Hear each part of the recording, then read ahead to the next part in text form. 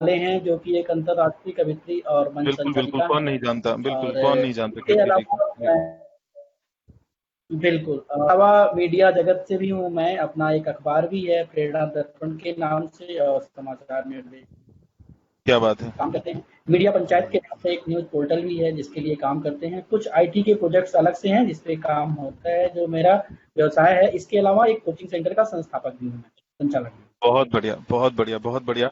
तो संदीप, क्या हम इसे लाइव कर रहे हैं अब?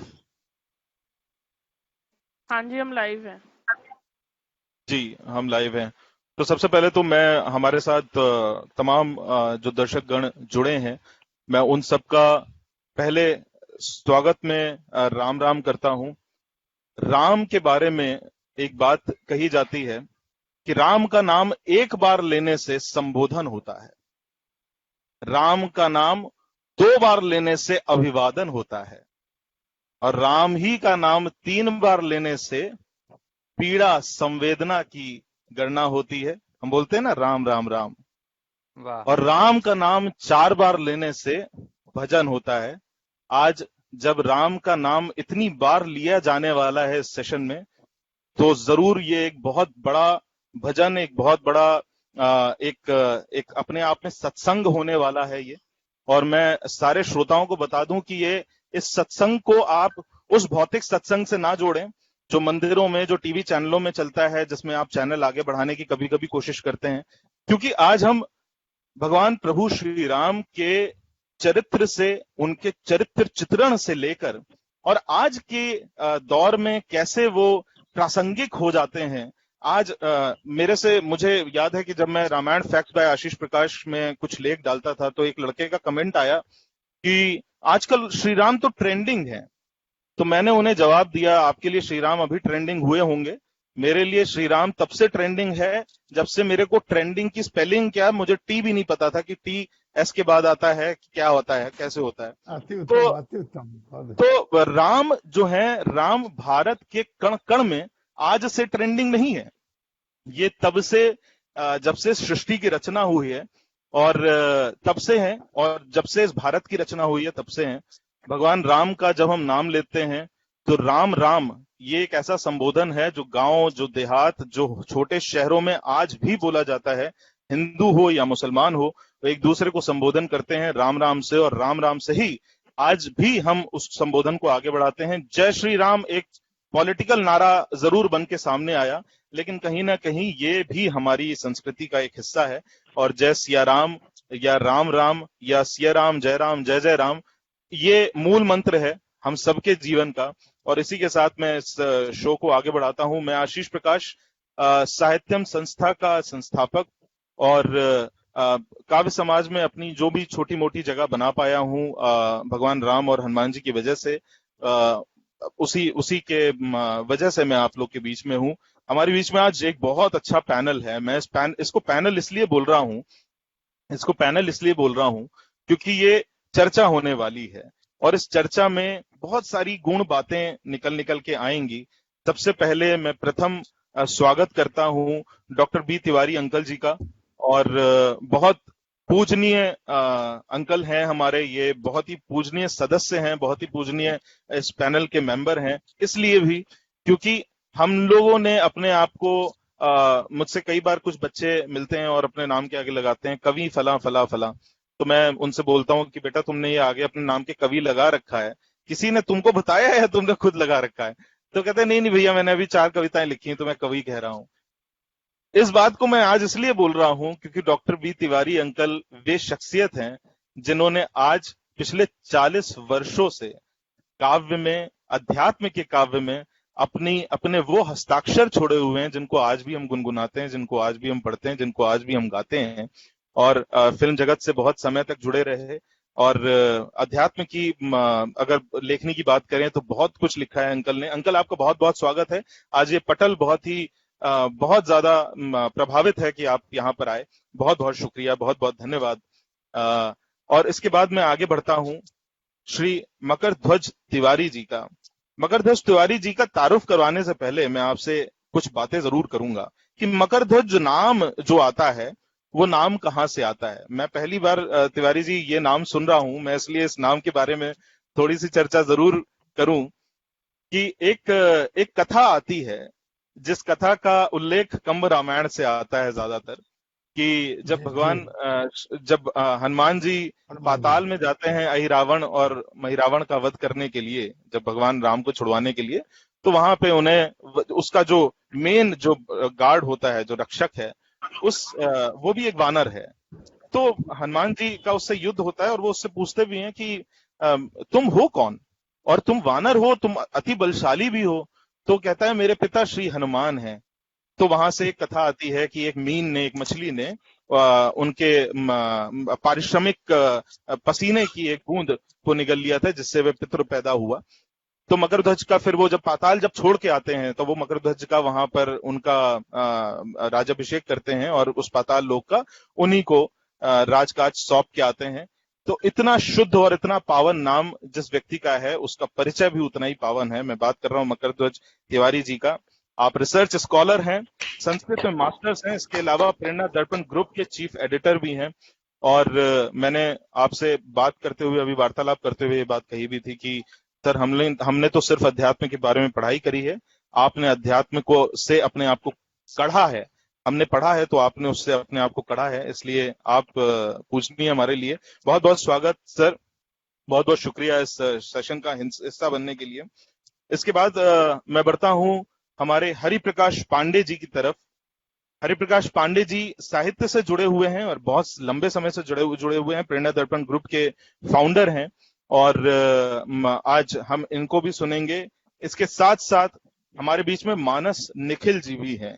मानस निखिल जी के नाम में भी मानस आता है, और जब हम मानस की बात करते हैं, हमारे दिमाग में सबसे पहले रामचरितमानस गोस्वामी तुलसीदास जी के द्वारा रचित ये महाकाव्य हमारे दिमाग में आता है। मानस निखिल जी कॉर्पोरेट कंपनी में जरूर हैं, लेकिन हिंदी साहित्य के प्रति, हिंदी अध्यात्म के प्रति आपका जो रुझान है वो आपको अपने परिवार से मिलता है।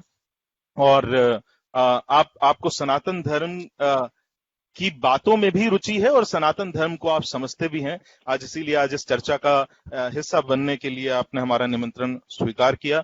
बहुत बहुत शुक्रिया। और स्क्रीन में आप एक और शख्स को देख रहे हैं जो दाढ़ी रखे बैठे हुए हैं। दाढ़ी वैसे 2-3 लोगों की है, लेकिन मैं इनकी खास बात इसलिए करूं क्योंकि इनकी दाढ़ी ऐसा लग रहा है मतंग ऋषि या ऋषि विश्वामित्र के आश्रम से आए हैं। पर आप अभिषेक तिवारी जी हैं, पोएटिक आत्मा के संस्थापक, और आज इस सेशन के मैं कहूं तो प्रेरणादायक स्तोत्र। और अभिषेक जी आर्मी में हैं, लेकिन फौज में रहते हुए भी ये साहित्य और अध्यात्म की मौज में भी रहते हैं। इसलिए आपका बहुत बहुत स्वागत है अभिषेक भाई। और इस सेशन को आगे बढ़ाएं तो जैसे कि मैंने शुरू किया कि एक बार राम कहने से संबोधन होता है, 2 बार राम कहने से अभिवादन होता है। तो अभिवादन करते हुए, राम राम करते हुए इस सेशन को आगे बढ़ाता हूं। राज त्यागा प्रेम त्यागा, वन वन भटकने के लिए, राम ने क्या क्या ना त्यागा राम बनने के लिए। जब राम की बात होती है तो भगवान राम, राजकुमार राम की बात नहीं करते हैं, हम उस मर्यादा पुरुषोत्तम राम की बात करते हैं, हम उस भगवान राम की बात करते हैं जिसको हमने मानव रूप में भगवान माना।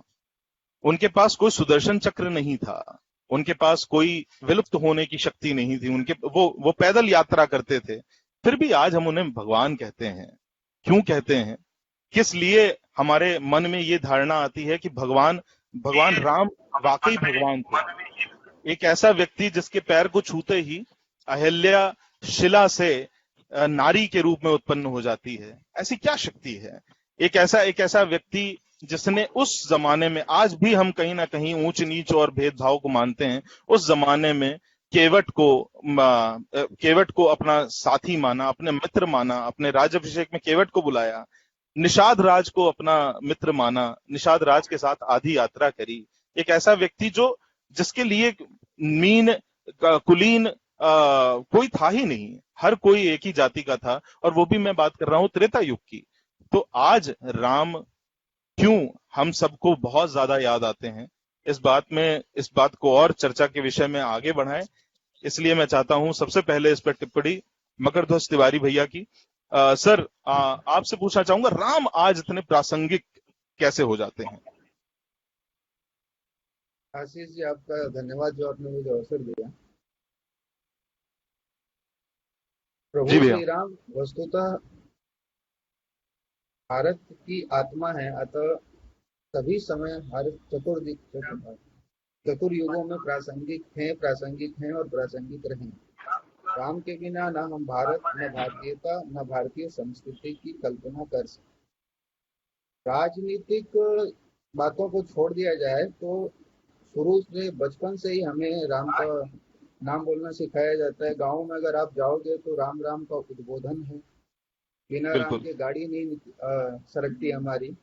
तो ये कहना कि राम आज प्रासंगिक है कल प्रासंगिक नहीं, तो ये बिल्कुल गलत है। राम सदैव भारत के लिए प्रासंगिक हैं और इसका कारण क्या है? वाल्मीकि रामायण में भगवान के लिए कहा गया है कि रामो विग्रहवान धर्म। राम कौन है? राम विग्रहवान धर्म है, यानी साक्षात धर्म का स्वरूप जो है वो राम है। अब धर्म क्या जी है? अगला सवाल आएगा, धर्म क्या है? तो धर्म तो ना तो जो आज रिलीजन चलते हैं वो धर्म नहीं है। धर्म के बारे में कहा जाता है कि धारयति इति धर्मः, यानी धारण करने योग्य वस्तु जो है वो धर्म है। अब धारण करने योग्य क्या वस्तु है? धारण करने योग्य 10 वस्तुएं हैं। 10 वस्तुएं कौन सी हैं? धृति, क्षमा, दम, अस्तेय, शौच, इंद्रिय निग्रह, ही, ध्या, सत्य और अक्रोध। अब आहा भगवान राम को हम इन 10 बिंदुओं पे धर्म के अगर कसें देखें तो सबसे पहले आता है धृति। धृति का अर्थ होता है धैर्य रखना, संतोष रखना। तो जिस व्यक्ति ने अपना राज सिंहासन ठुकरा दिया, उससे बड़ा संतोषी कौन हो सकता है? क्या बात है, पहला होगा। बहुत बढ़िया। दूसरा आता है क्षमा। क्षमा का अर्थ होता है दया, उदारता। तो भगवान श्री राम के जीवन में हमें पग पग पर क्षमा के उदाहरण देखने को मिलेंगे। अगर वो चाहते हैं तो खरदूषण को अथवा रावण को, राक्षस राज विराट को तुरंत ही दंड देने की शक्ति उनके पास थी, लेकिन नहीं, उन्होंने नहीं किया। सबको अवसर दिया। यह इनके इस गुण के कारण। तीसरा आता है उत्तम। दम। दम का मतलब होता है अपनी इच्छाओं पर नियंत्रण रखना। प्रभु श्री राम के जीवन में हमने कभी एक उद्धरण हमें किसी भी प्रकार, किसी भी रामायण में नहीं मिलेगा। वस्तुतः वाल्मीकि रामायण को हम प्रमाणिक मानते हैं, उसके बाद मानस का गौरव है, लेकिन किसी भी रामायण में हमें ऐसा एक भी उद्धरण नहीं मिलेगा जहाँ पे भगवान श्री राम ने अपनी किसी इच्छा के लिए किसी कृत्य को किया हो। श्री कृष्ण के साथ क्या बात। ऐसा है, लेकिन राम के लिए हमें नहीं मिलेगा। चौथा आता बिल्कुल है अस्तेय। अस्तेय मतलब होता है कि चोरी नहीं करना। सामान्य शब्दों में कहा जाए तो छल नहीं करना। तो भगवान राम तो छल के सबसे बड़े मेरे हिसाब से विरोधी माना जाते हैं। हमारे यहाँ कहा भी जाता है कि राम तब मिलेंगे जब आपके मन में, आपके हृदय में छल नहीं होगा, जब आप निष्पाप हो जाएंगे। बिल्कुल जब आप निष्पाप हो जाएंगे। पांचवी चीज है शौच। शौच का मतलब होता है साफ सफाई रखना, पवित्रता रखना, जिसके बारे में तो आज कोरोना ने सबको सिखा दिया। जो राम को भूल गए तो उनको भी इन्होंने याद दिलवा दी। छठी चीज है बिल्कुल। इंद्रिय निग्रह, यानी इंद्रियों पर काबू रखना। इंद्रियों पर काबू रखना ये गुण ऐसा है जिसके बारे में आज भी कहा जाता है कि मनुष्य वही है, यानी मर्द वही है जो अपनी इंद्रियों पे नियंत्रण रख सकता है। मनुष्य बिल्कुल होने के लिए, मतलब पुरुष होने के लिए आज भी ये मुख्य गुण है। ये हमें राम जी में भी दिखता है और लखन भैया में भी दिखता है। बिल्कुल। अगला है धी। धी यानी होता है बुद्धि, बुद्धि या विवेक। तो प्रभु श्री राम से ज्यादा विवेकवान पात्र हमें भारत के इतिहास में देखने को नहीं मिलेगा। अति उत्तम। आठवां आता है विद्या। विद्या यानी ज्ञान। तो भगवान श्री राम स्वयं ज्ञान के स्वरूप थे।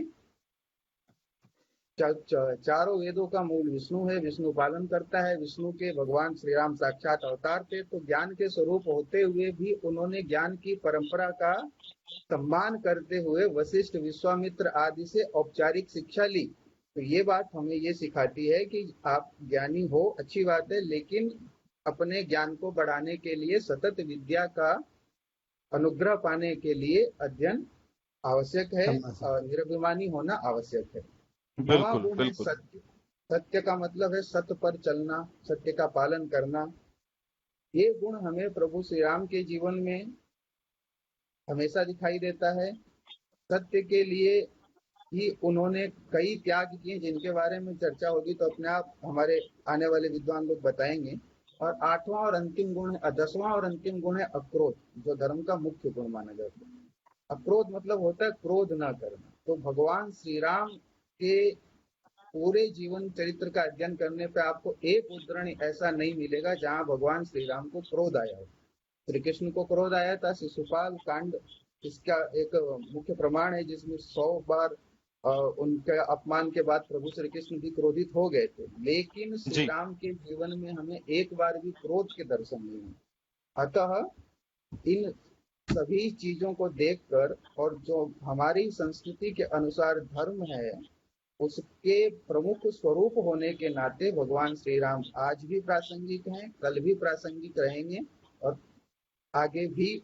उनका उनके बिना भारत की कल्पना करना मतलब भारत की कल्पना करना ही नहीं होगा। क्या बात है, बहुत बढ़िया। और अति उत्तम बात है। बहुत ही अच्छी बात सत्य सत्य मकरध्वज वचन है। भैया ने बताई है। और इसको थोड़ा सा और जब मैंने ये वाली बात कही प्रासंगिक, मेरा कहने का तात्पर्य ये है कि हम रामायण की बात करते हैं। रामायण आज, जैसे मैंने इस सेशन की शुरुआत ही करी थी कि लोगों ने कहा रामायण ट्रेंडिंग है, राम आज ट्रेंडिंग है। ये ट्रेंडिंग नहीं है, मैं खुद भी मानता हूं। और ये जीवन के किसी भी पल पे ये उतने ही ट्रेंडिंग हमेशा थे जब हमें ट्रेंडिंग का मतलब भी नहीं पता था कि क्या है। और मैं अपने पर्सनल एक्सपीरियंस से बता रहा हूं, आज मेरी उम्र 37 साल है और मैं करीब 6 साल का 5 साल का जब से था तब से रामायण सुन रहा हूं। रामायण की चौपाइयां हमारे घर में पढ़ी जाती रही हैं, अखंड रामायण के पाठ होता रहा है। मैं बहुत जल्दी से आता हूं डॉक्टर बी तिवारी, पंडित डॉक्टर बी तिवारी जी की तरफ। और आपने अध्यात्म के ऊपर, और आपने जब हमारी बात ऑफलाइन हो रही थी तब आपने पितृ की पूजन के साथ, और आपने बताया कि आज आपने वहीं पर दान करके आ रहे हैं जिस जगह पे गुप्ता था। भगवान राम ने अपना महाप्रयाण किया था। हम्म। एक पितृ को लेके एक कथा और आती है जिसमें सीता माता का एक श्राप है, जिसके बारे में मैं पढ़ भी रहा था और उसके बारे में एक लेख लिखने भी वाला हूं कि सीता माता ने 3 लोगों को श्राप दिया था।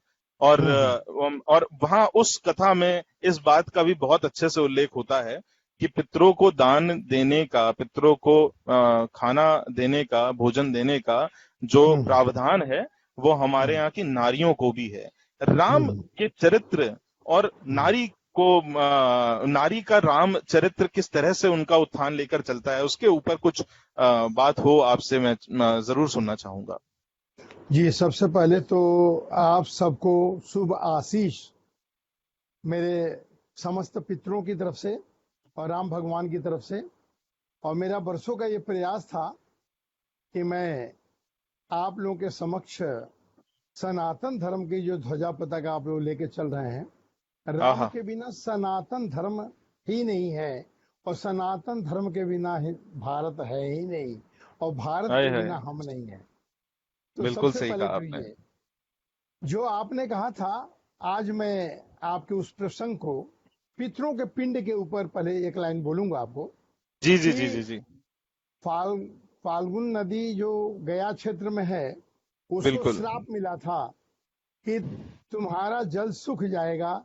तो जब मैं पितरों का तर्पण करने गया था गया में पिछले वर्ष, तो देखा कि नदी सूखी हुई है और लोग जी उसके रेत में पिंडदान कर रहे हैं और वहां जल एक माने हाथ खुदाई करते हैं तो जल प्रचुर मात्रा में मिलना और वहीं पे लोग वहीं के जल से लेकर पितरों का तर्पण करना, ये देखा। जी तो जी ये जी बात जी जी। सत्य हो गई कि जानकी मैया ने जो कहा था, श्राप दिया था, वो वो फाल्गुन अभी नदी भी के है, गए अभी भी में है। वो श्राप है। गौ माता जी को श्राप दिया था, वो तो देख ही रहे हैं आप।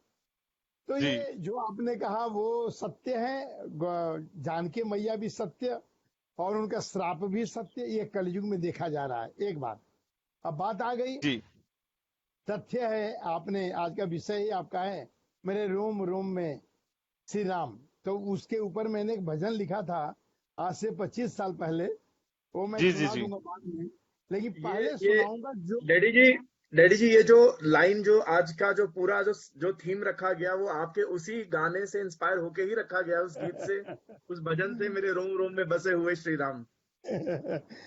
चलिए मैं आपको बताता हूँ।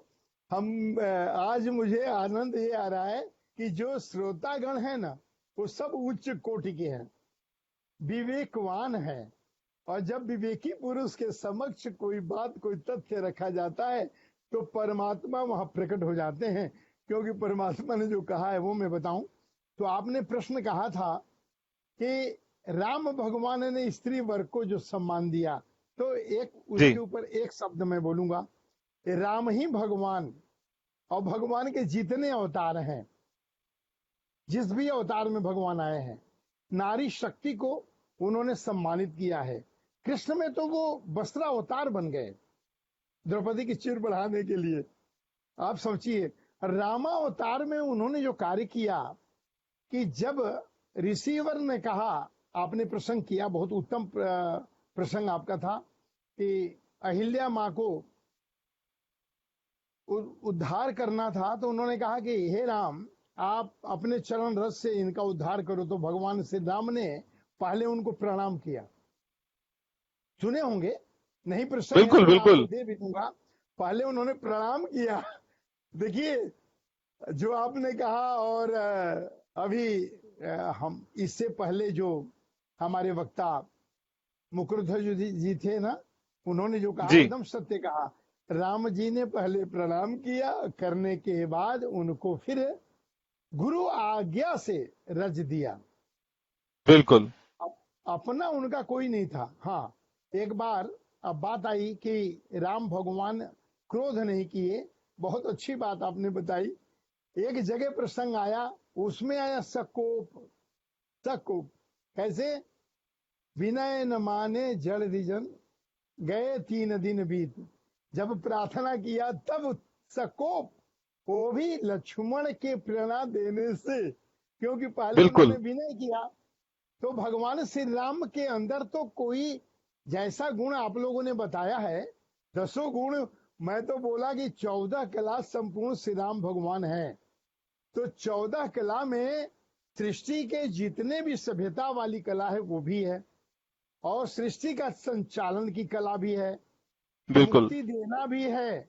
और जो आपने कहा कि चाहते तो एक क्षण में खरदूषण को और रावण को का अंत करते, लेकिन नहीं, उन्होंने क्षमा किया और बार बार सुधार किया, और सबको क्षमा का उन्होंने अवसर दिया। एक बात, पहली जो आपकी बात थी उसका भी उत्तर दे दूं। हमारे भारतवर्ष में राम राम 2 बार क्यों कहते हैं? पहले क्यों कहते हैं, एक बार राम नहीं बोलते हैं? इसलिए कि न्यूमेरिकल में जाइए ज्योतिष शास्त्र में, तो राम का 54 अक्षर है। ठीक है महाराज? क्या बात है, 108 बनाता है। और 2 बार का मतलब 108। और बिल्कुल 108 बिल्कुल बिल्कुल कि हमारे 27 नक्षत्र होते हैं, उनके 4 चरण होते हैं, तो 27 × 4 108। राम राम 2 बार बोल दिया, यानी कि हमारे नक्षत्र सही हो गए। ये हमारे वैदिक काल के ज्योतिषाचार्य, हमारे जो कुल के लोग थे, हमारे जो सनातनी धर्म के लोग थे, सब जानते थे। ये बात है। और 4 बार एक प्रश्न अभी हमारे जो श्रोतागण हैं उसमें नंदिनी श्रीवास्तव जी जुड़ी हुई हैं, उन्होंने अभी एक प्रश्न डाला है। तो वह लक्ष्मण जी के मूर्छित होने पर भी श्री राम क्रोधित हुए थे। तो मैं इसका जवाब जरूर तिवारी अंकल से जानना चाहूंगा, पर मुझे ऐसा लगता है नंदिनी जी, अगर मैं इस बात को समझाऊं तो भगवान राम एक ऐसे व्यक्ति थे जिन्होंने क्रोध को अपने ऊपर हावी नहीं होने दिया कभी भी। क्रोध के साथ संयम, क्योंकि बिना क्रोध के आवाहन के वो रावण का वध भी नहीं कर सकते थे।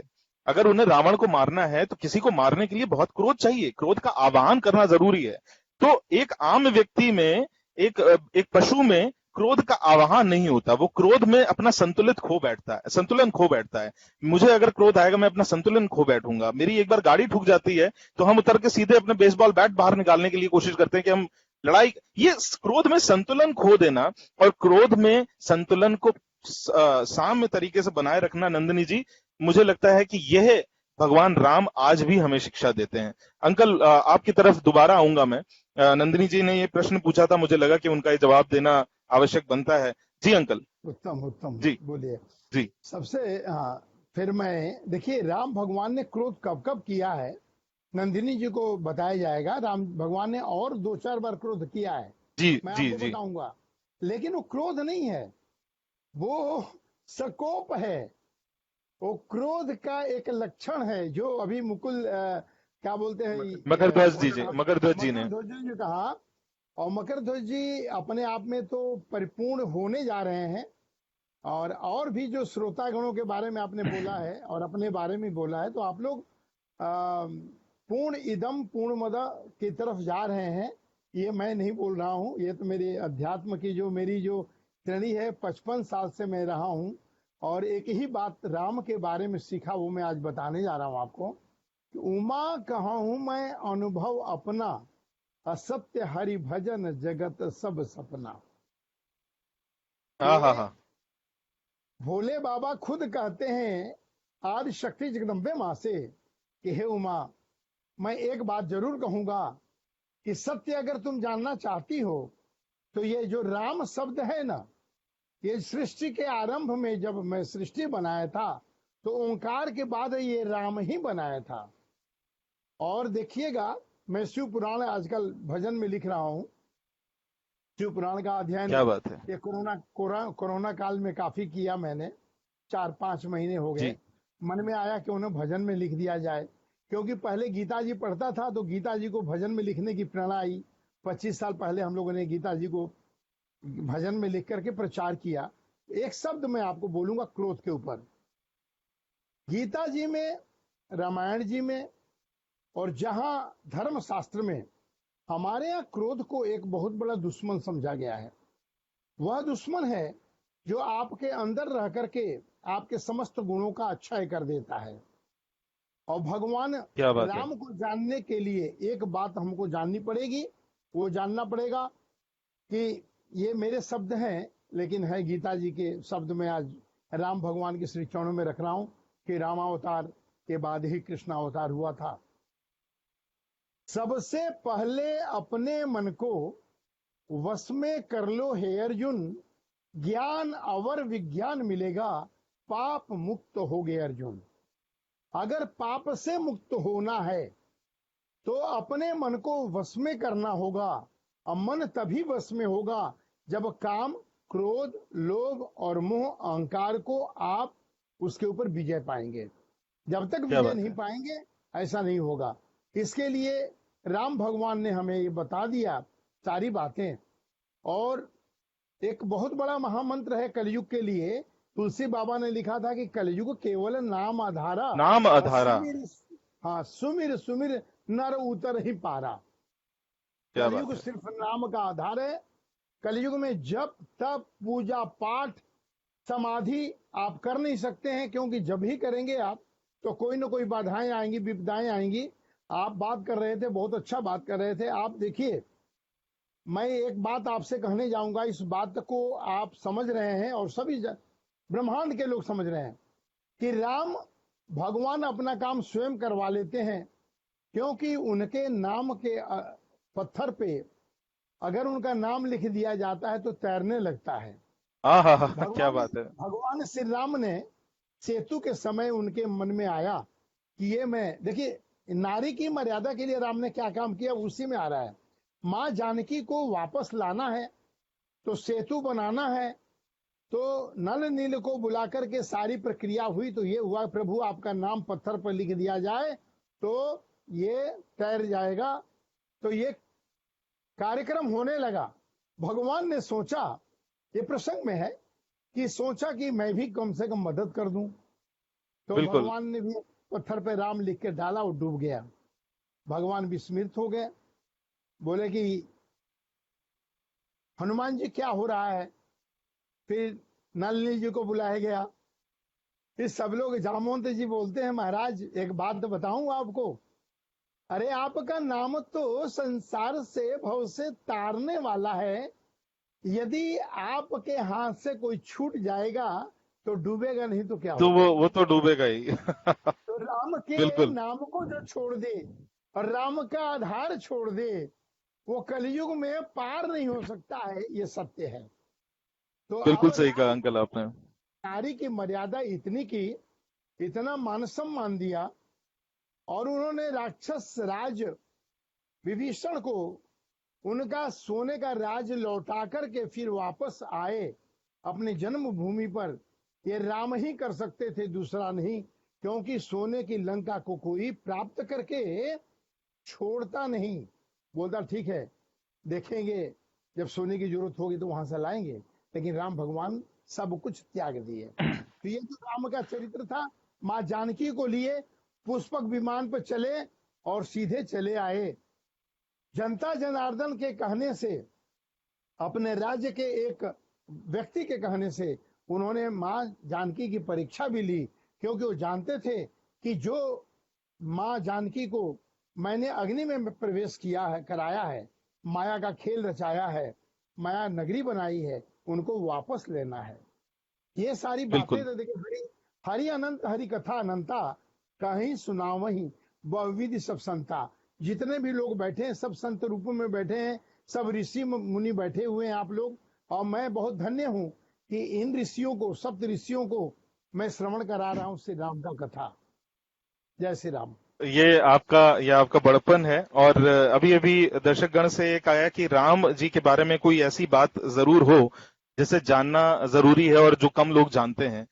मैंने अपने लेखों में बहुत इस तरह की बहुत सारी कथाएं लिखी हैं। जब हम कालिदास की रघुवंशम पढ़ते हैं तो रघुवंशम में आपको बहुत ही टेक्नोलॉजी के साथ रामायण का समावेश मिलेगा। जैसे नल नील की इस जो अभी तिवारी अंकल ने जो कथा बताई, ये महाराष्ट्र की जातक कथाओं में से एक है जो आती है। इसका उल्लेख आपको जातक कथाओं में मिलेगा।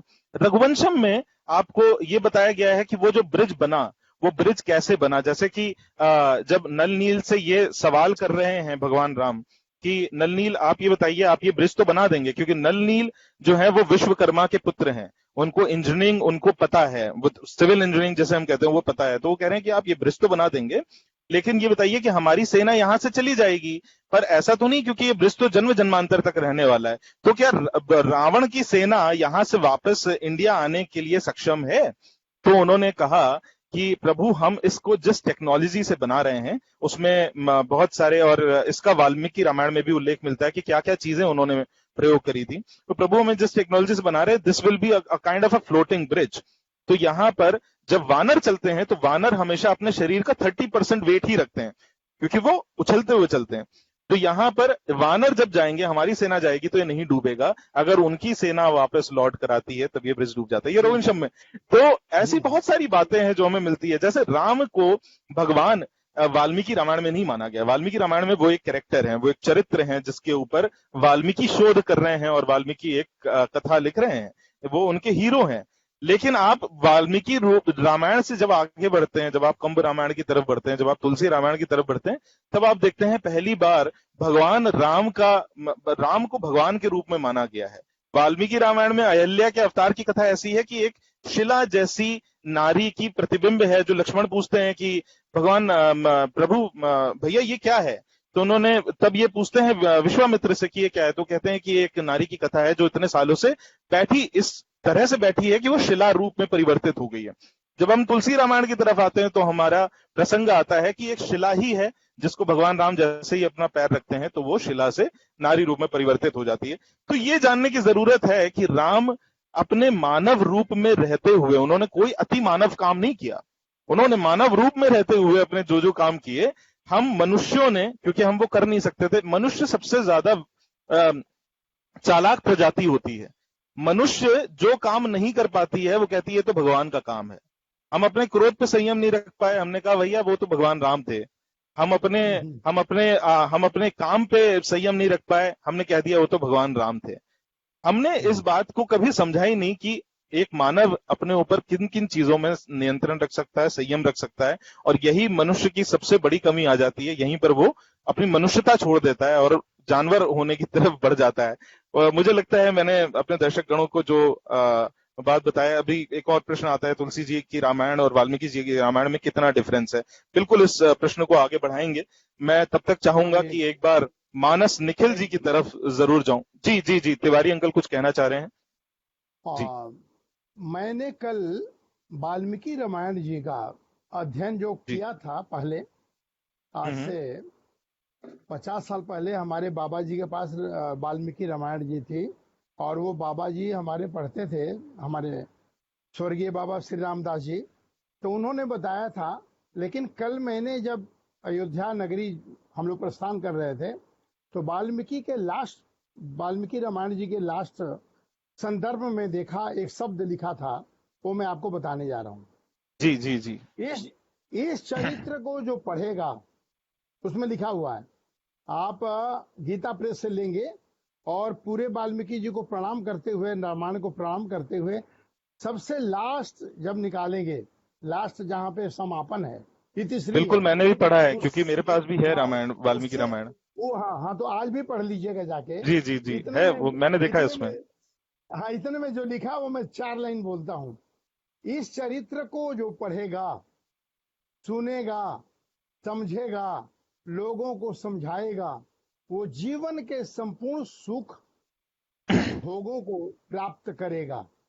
इतना मैंने पढ़ा और मुझे इतना आनंद आया कि हम कहां कहां भाग रहे हैं, और सारा कुंडली कस्तूरी कुंडल बसे मृग ढूंढे वन माही, ऐसे घट घट राम है दुनिया जाने नाई। मेरे प्रभु, कबीर के प्रभु घट घट राम आपके हृदय में माने स्थान लिए हुए हैं, और हम बाहर घूम रहे हैं, बाहर की बातें कर रहे हैं। कितनी बड़ी कबीरदास जी ने कही थी। तो बिल्कुल, ये मैंने पढ़ा था, तो आप लोगों को बताया कि बहुत बहुत बाबा शुक्रिया अंकल जी। जी, मैं निखिल जी की तरफ बढ़ता हूं, मानस निखिल जी की तरफ। और पेशे से आप भी इस भौतिक जगत में अपने जीवन यापन के लिए उसी तरह से बंधे हुए 99 के फेर में, जैसे मैं और बहुत सारे लोग बंधे हुए हैं, लेकिन अध्यात्म की प्रति रुचि है। मानस जी, एक राम के चरित्र के बारे में जो आज हम जो बात कर रहे हैं, राम का चरित्र बहुत विस्तार वाला है। उसके ऊपर शायद हम अगर पूरे पूरे हफ्ते भी लगातार बात करते रहे, तब भी शायद हम कुछ ना कुछ ऐसे अंग होंगे जो छोड़ देंगे। आपकी तरफ से क्या? आपका म्यूट है निखिल जी, आपका माइक म्यूट है। जी जी, जी, बहुत बहुत धन्यवाद। पहले तो सभी को प्रेम भरा राम राम, और तिवारी राम राम अंकल जी को राम राम। दंडवत प्रणाम, सबको प्रणाम। और तो शमशी मिनाई जी का एक शेर है, बड़ा फेमस हुआ था, वो बड़ा प्रसिद्ध शेर है कि मैं राम पर लिखूं मेरी हिम्मत नहीं है कुछ, मैं राम पर लिखूं मेरी मेरी हिम्मत हिम्मत नहीं है नहीं है कुछ, कुछ, वाल्मीकि ने वाल्मीकि ने वाल्मीकि ने छोड़ा नहीं है छोड़ा कुछ। नहीं है कुछ। तो बिल्कुल भाई सही हम कहा। तो, अगर हम राम की बात करें तो हम तुलसी और वाल्मीकि का झूठा खा रहे हैं सब लोग। तो बिल्कुल अगर राम बिल्कुल की बात बिल्कुल करनी भी है तो हमें तुलसी और वाल्मीकि के पास ही जाना पड़ेगा। बिल्कुल। तो अब जैसे धर्म की चर्चा चल रही थी, मकरध्वज भाई बड़ा अच्छा उसका वर्णन कर रहे थे कि राम में जो धर्म के 10 स्वरूप हैं तो कैसे कैसे मिलते हैं। तो अगर हम वाल्मीकि जी से पूछे, उनके पास जाएं कि भाई राम कौन है, तो वाल्मीकि कहते हैं रामः साक्षात विग्रहवान धर्मः, कि हाँ हाँ राम हाँ हाँ। तो साक्षात धर्म के विग्रह स्वरूप है। 10 लक्षण तो बहुत कम है। राम अनंत अनंत गुणानी, राम के जो गुण हैं वो अनंत हैं, उनकी कोई हम गणना नहीं कर सकते। और बिल्कुल। तुलसी के पास आए कि राम कौन है, वो तो वाल्मीकि की बात होगी। वैसे एक बीच में एक बात चल पड़ी थी, तो मैं उसमें थोड़ा सा हटके मेरी बात है आशीष जी भाई जी से, जी जी जी जी। कि वाल्मीकि रामायण में की भगवत्ता का दर्शन नहीं है। हाँ, वाल्मीकि जी की शैली थोड़ी अलग है, उन्होंने राम के मानवीय चरित्र का ज्यादा वर्णन किया है। हम्म लेकिन अगर आप गहरे में उतरोगे तो कई सारे श्लोक ऐसे हैं जहाँ कई बार कहा गया है ये राम नहीं, ये तो साक्षात नारायण के ही अवतार है। तो उसमें हम्म भगवत्ता भी है, लेकिन वो एक तरह से गौण रूप से है। उसी को हम्म। तुलसी ने खोल के रख दिया है। बिल्कुल बिल्कुल। जब आप तुलसी के उसका पास उसका आते हैं, उसका कारण भी आता है निखिल भाई। एक जी इसके पीछे एक थोड़ी सी एक जातक कथा आती है। मैं बस 1 मिनट का समय लूंगा। जातक कथा ये आती है, जब वाल्मीकि अपनी रामायण लिखकर हनुमान जी से मिलने जाते हैं राम प्रयाण के बाद, तो हनुमान जी ने एक रामायण अपनी लिख रखी है, और जिसका वो पठन पाठन कर रहे हैं। तो वाल्मीकि जी उसको पढ़ते हैं तो वाल्मीकि जी रोने लग जाते हैं। तो हनुमान जी कहते हैं कि आप रो क्यों रहे हैं, मैंने क्या इतना बुरा लिखा है? तो हनुमान जी को वाल्मीकि जी उत्तर ये देते हैं, ये इतनी अच्छी लिखी है कि मेरी रामायण कोई नहीं पढ़ेगा। तो हनुमान जी वो केले के पत्ते तुरंत वो करके खा लेते हैं। अब कुछ कथाएं ये भी कहती हैं कि वो शिला पे लिखी थी, वो शिला फेंक देते हैं। तो वाल्मीकि जी को बहुत बुरा लगता है, एक अपराध बोध होता है।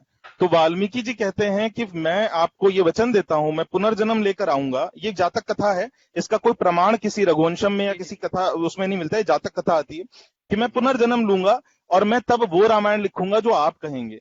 तो ये जो रामचरितमानस है, ये तुलसीदास जी को हनुमान जी बता रहे हैं, वाल्मीकि जी को हनुमान जी बता रहे हैं।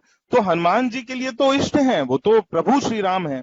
तो वहां पर आप देखें तुलसीदास जी की जो रामचरितमानस है वो राज अभिषेक पे खत्म है, वो राज अभिषेक से ऊपर भी नहीं बढ़ रही है। और वाल्मीकि रामायण जो है वो पूरा राम प्रयाण तक आती है।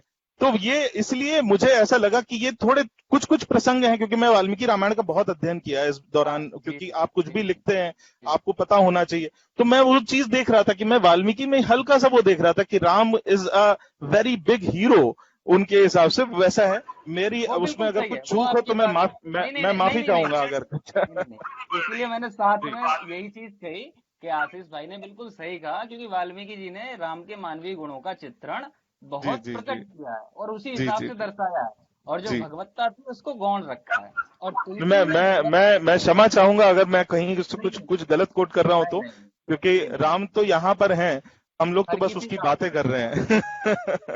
सही बात है, सबके अपने अपने राम है, अपना अपना चित्रण है। कंबन के अपने राम, के अपने राम है, आशीष भाई के अपने राम है, और मानस निखिल के अपने राम है। तो सबके अपने इसमें मतभेद की मानस भाई और आशीष भाई, शायद सनातन धर्म जो हमारा धर्म है ना, इसकी खूबसूरती भी यही है।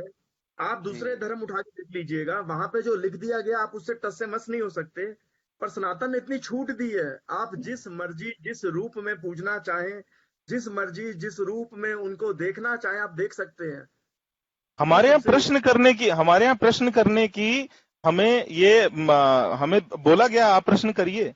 हनुमान जी के अंदर जिज्ञासा आती है तो हनुमान जी को नया नाम मिलता है कि यार तुमने सूर्य निगल लिया, अब तुम्हारा हनु टूट गया, अब तुम्हारा हनु नाम पड़ा। क्योंकि आप जिज्ञासा को हमारे सनातन धर्म में दबाया नहीं जाता, उसको एक अच्छा रूप दिया जाता है।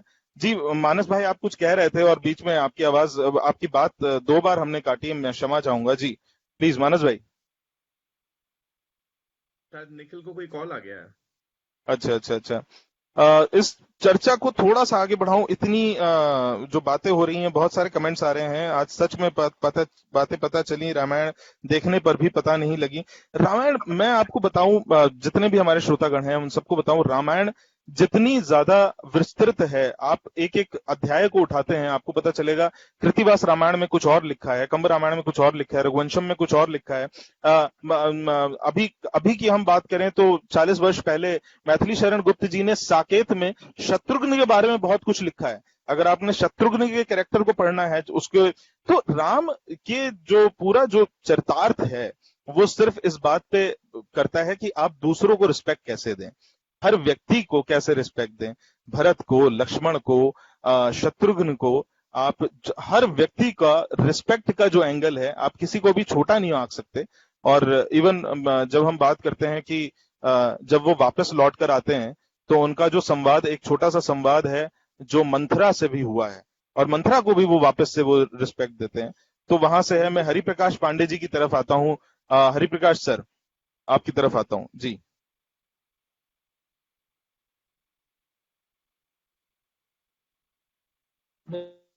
जी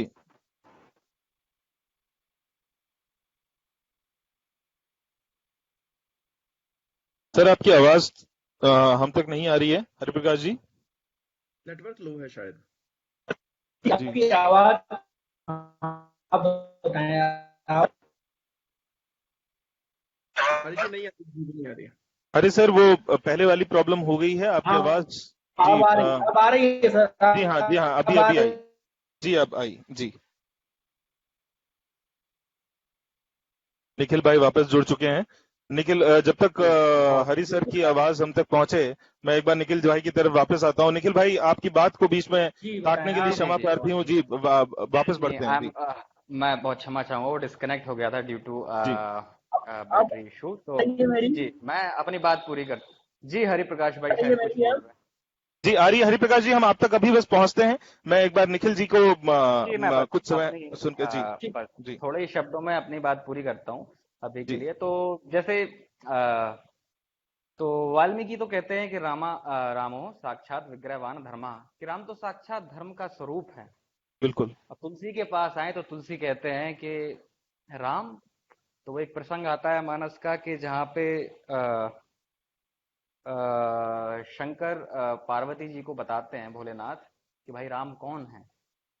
मुनि धीर जोगी सिद्ध संतत विमल मन जहि ध्यावहि, कहीं हाँ नेत हाँ निगम पुराण आगम जासु कीरत गावहि। वाह। तो राम व्यापक ब्रह्म भुवन निकाय पति माया धनी, अब तरेउ अपने भगत हित निज तंत्र नित रखपुल मणि। तो क्या राम बात क्या कौन बात है। है। जय श्री राम।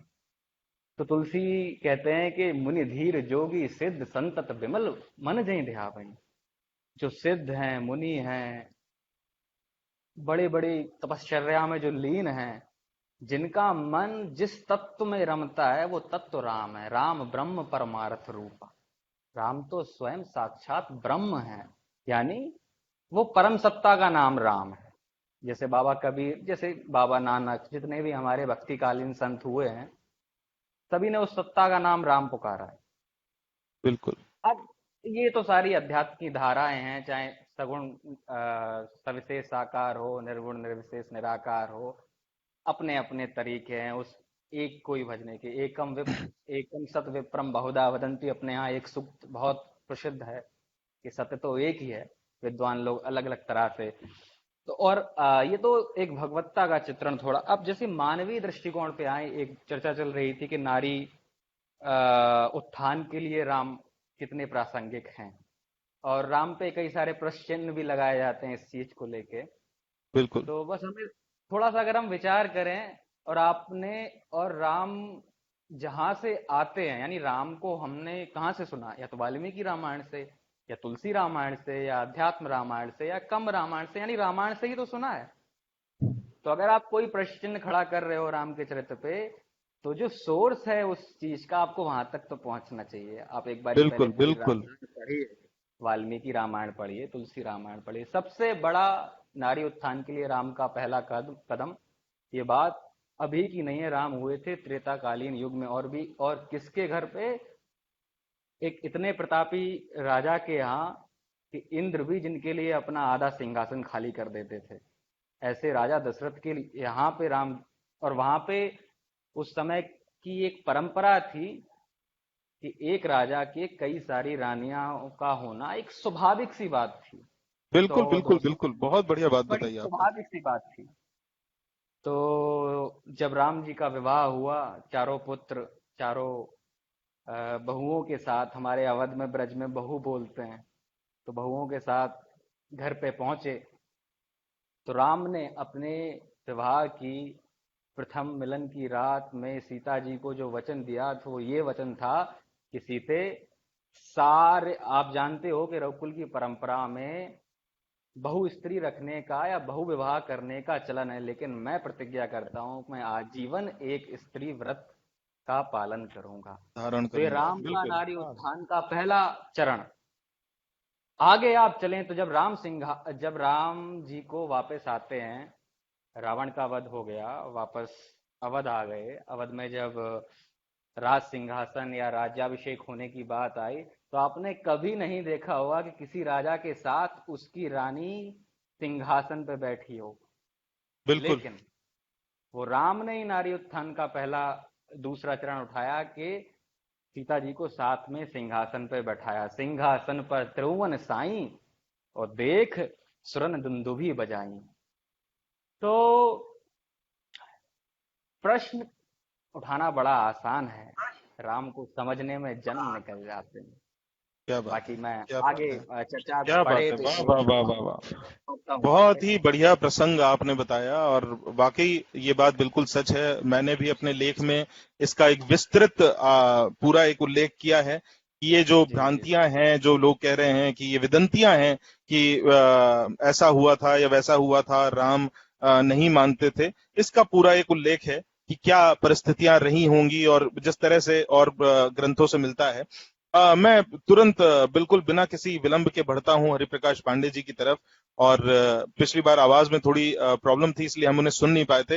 हरि सर, आपकी तरफ आऊंगा। बिल्कुल।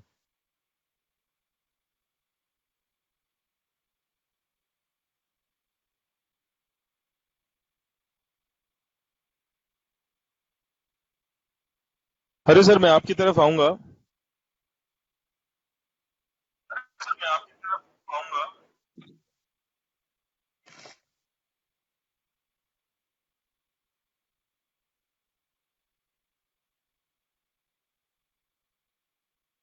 जी सर, बोलें।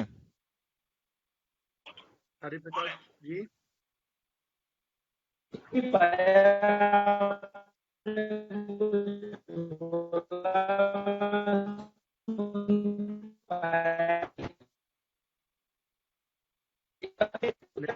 शुरू कीजिए। आवाज का अभी भी वही मसला है, और जिस प्रकार से आ रहा है बड़ा मधुर लग रहा है, लेकिन हमें कुछ समझ में नहीं आ रहा है। आप अपना एक बार अपना क्या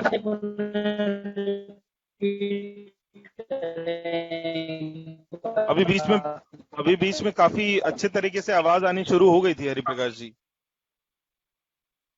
जी जी बताएं। क्या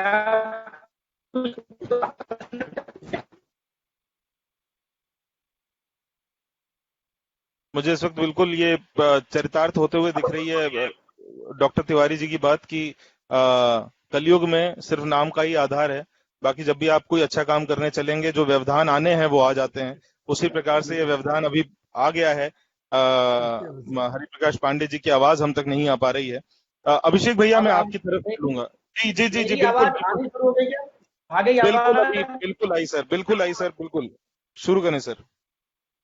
आशीष जी, जी हाँ, जी हाँ, जी हाँ। तो मैं पोएटिक आत्मा को अभिषेक तिवारी जो कि समय है, सच बताऊं, समय लेने के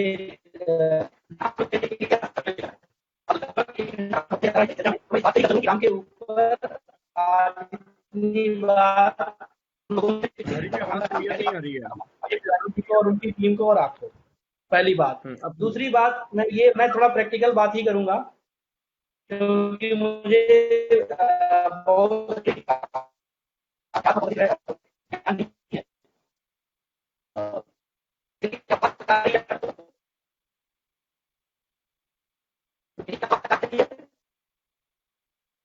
आवाज नहीं आ रही हरी जी। हरिप्रकाश जी, आवाज आ रही है?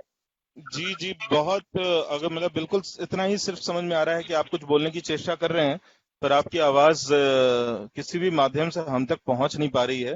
आप थोड़ा सा अगर अपनी पोजीशन चेंज कर पाए, शायद वो सही हो पाएगा। तब तक मैं अभिषेक भाई की तरफ आता हूं। अभिषेक भाई, राम एक ऐसा विषय है जिस पर हम कई बार फोन पर भी बहुत बार चर्चा कर चुके हैं, और घंटों घंटों हमने चर्चा करी है। क्योंकि राम हम कैसे समझते हैं, भगवान राम का जो नाम है, 2 अक्षर का प्यारा नाम, ये इस पे आपकी सोच कहाँ तक जाती है? आप इसको कैसे लेते हैं? जैसे हम अभी अभी बोल रहे थे कि सबके सबके मन में अपने उनके अपने राम हैं, परंतु आपका आपका इसके ऊपर क्या कहना है? सर्वप्रथम आप सभी का, गुणीजनों का धन्यवाद, और प्रभु श्री राम के चरणों में मेरे पुष्प सुमन अर्पित है। आशीष भाई, प्रभु श्री राम भगवान विष्णु के 7वें अवतार हैं, ये तो सबको पता है। और श्री रामचंद्र या प्रभु श्री राम के नाम से आप जाने जाते हैं, पूजे जाते हैं। और आपको ये बात जान के बड़ी अचरज होगी, इनफैक्ट कई लोगों को पता भी है कि राम एक ऐसा नाम है जिसके नाम पे ऑलमोस्ट हर एक देश में शहर है।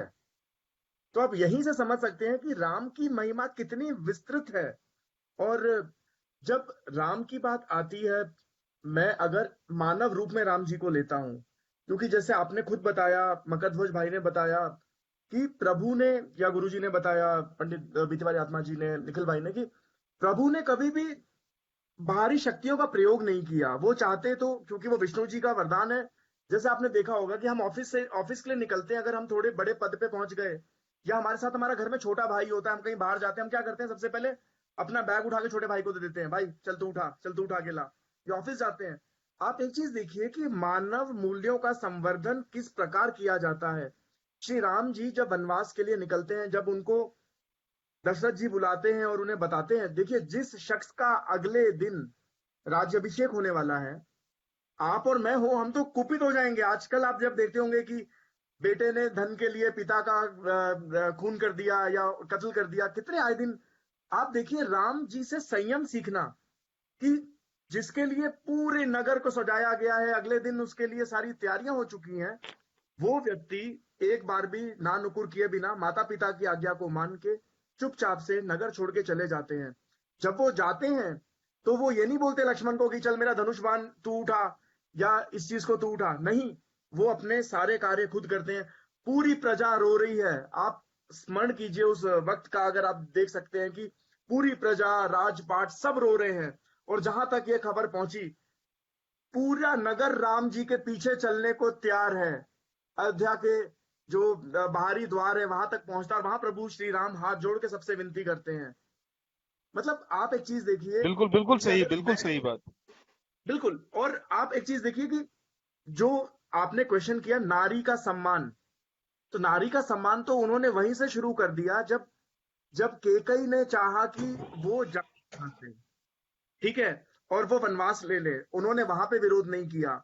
वो मंथरा तक को माफ कर देते हैं, शबरी के झूठे बेर खाते हैं, अहिल्या, बहुत सारा, मतलब फहरिस्त बहुत लंबी है। और जब वो ताड़का राक्षसी का उन्होंने वध किया, तो उन्होंने उससे पहले भी वो आह्वान करके क्षमा चाहते हैं, क्योंकि नारी रूप या राक्षसी का जो रूप था वो स्त्री का एक रूप था, उसमें उनको उसका वध करना है। तो आप एक चीज देखिए कि मैनेजमेंट अगर आपको सीखनी है तो आप प्रभु श्री राम के जीवन को चरितार्थ करें, उससे सीखें। अगर आपको सामाजिक मूल्यों को जीना है, कैसे अपने माता पिता भाई बंधु की रक्षा करनी है, कैसे उनका सहयोग करना है, ये प्रभु श्री राम हमें सिखाते हैं। अगर बिल्कुल, जैसे आपने भी बोला कि प्रभु श्री राम की परिकल्पना के बिना इस देश की कल्पना नहीं की जा सकती। और बिल्कुल आप जब पीछे जाके देखते हैं, लगभग जो राम जी का जन्म हुआ वो 8,80,000 वर्ष पूर्व, जब त्रेता युग अपने समापन की ओर था, उस वक्त होता है। वहां से लेके आज तक भारत के कण कण में भिन्न भिन्न जगहों पे, आपको बक्सर से लेकर, आपको अयोध्या से लेकर, आपको चित्रकूट से लेकर, आपको श्रीलंका से लेकर, आप देखिए आपको हर जगह पे उसके जो रिमेनेंस हैं, उसके अवशेष हैं, वो मिलेंगे। और सबसे अच्छी बात जो श्री राम जी की है कि वो जो देखिए आज साइंस बात करता है विमान की, सुपरसोनिक्स की, इस चीज की, उस चीज की। आप एक चीज देखिए, उस जमाने में 48 किलोमीटर लंबा पुल बनाना, 3 मीटर चौड़ा पुल, बिल्कुल, मतलब आप देखिए इंजीनियरिंग का जो टेक्नोलॉजी, स्वर्ण नगरी, सोने का पूरी लंका उस जमाने में बनती है। विमान का जो पुष्पक विमान का जो परिकल्पना जो वहां पे आती है, बनाया जाता है।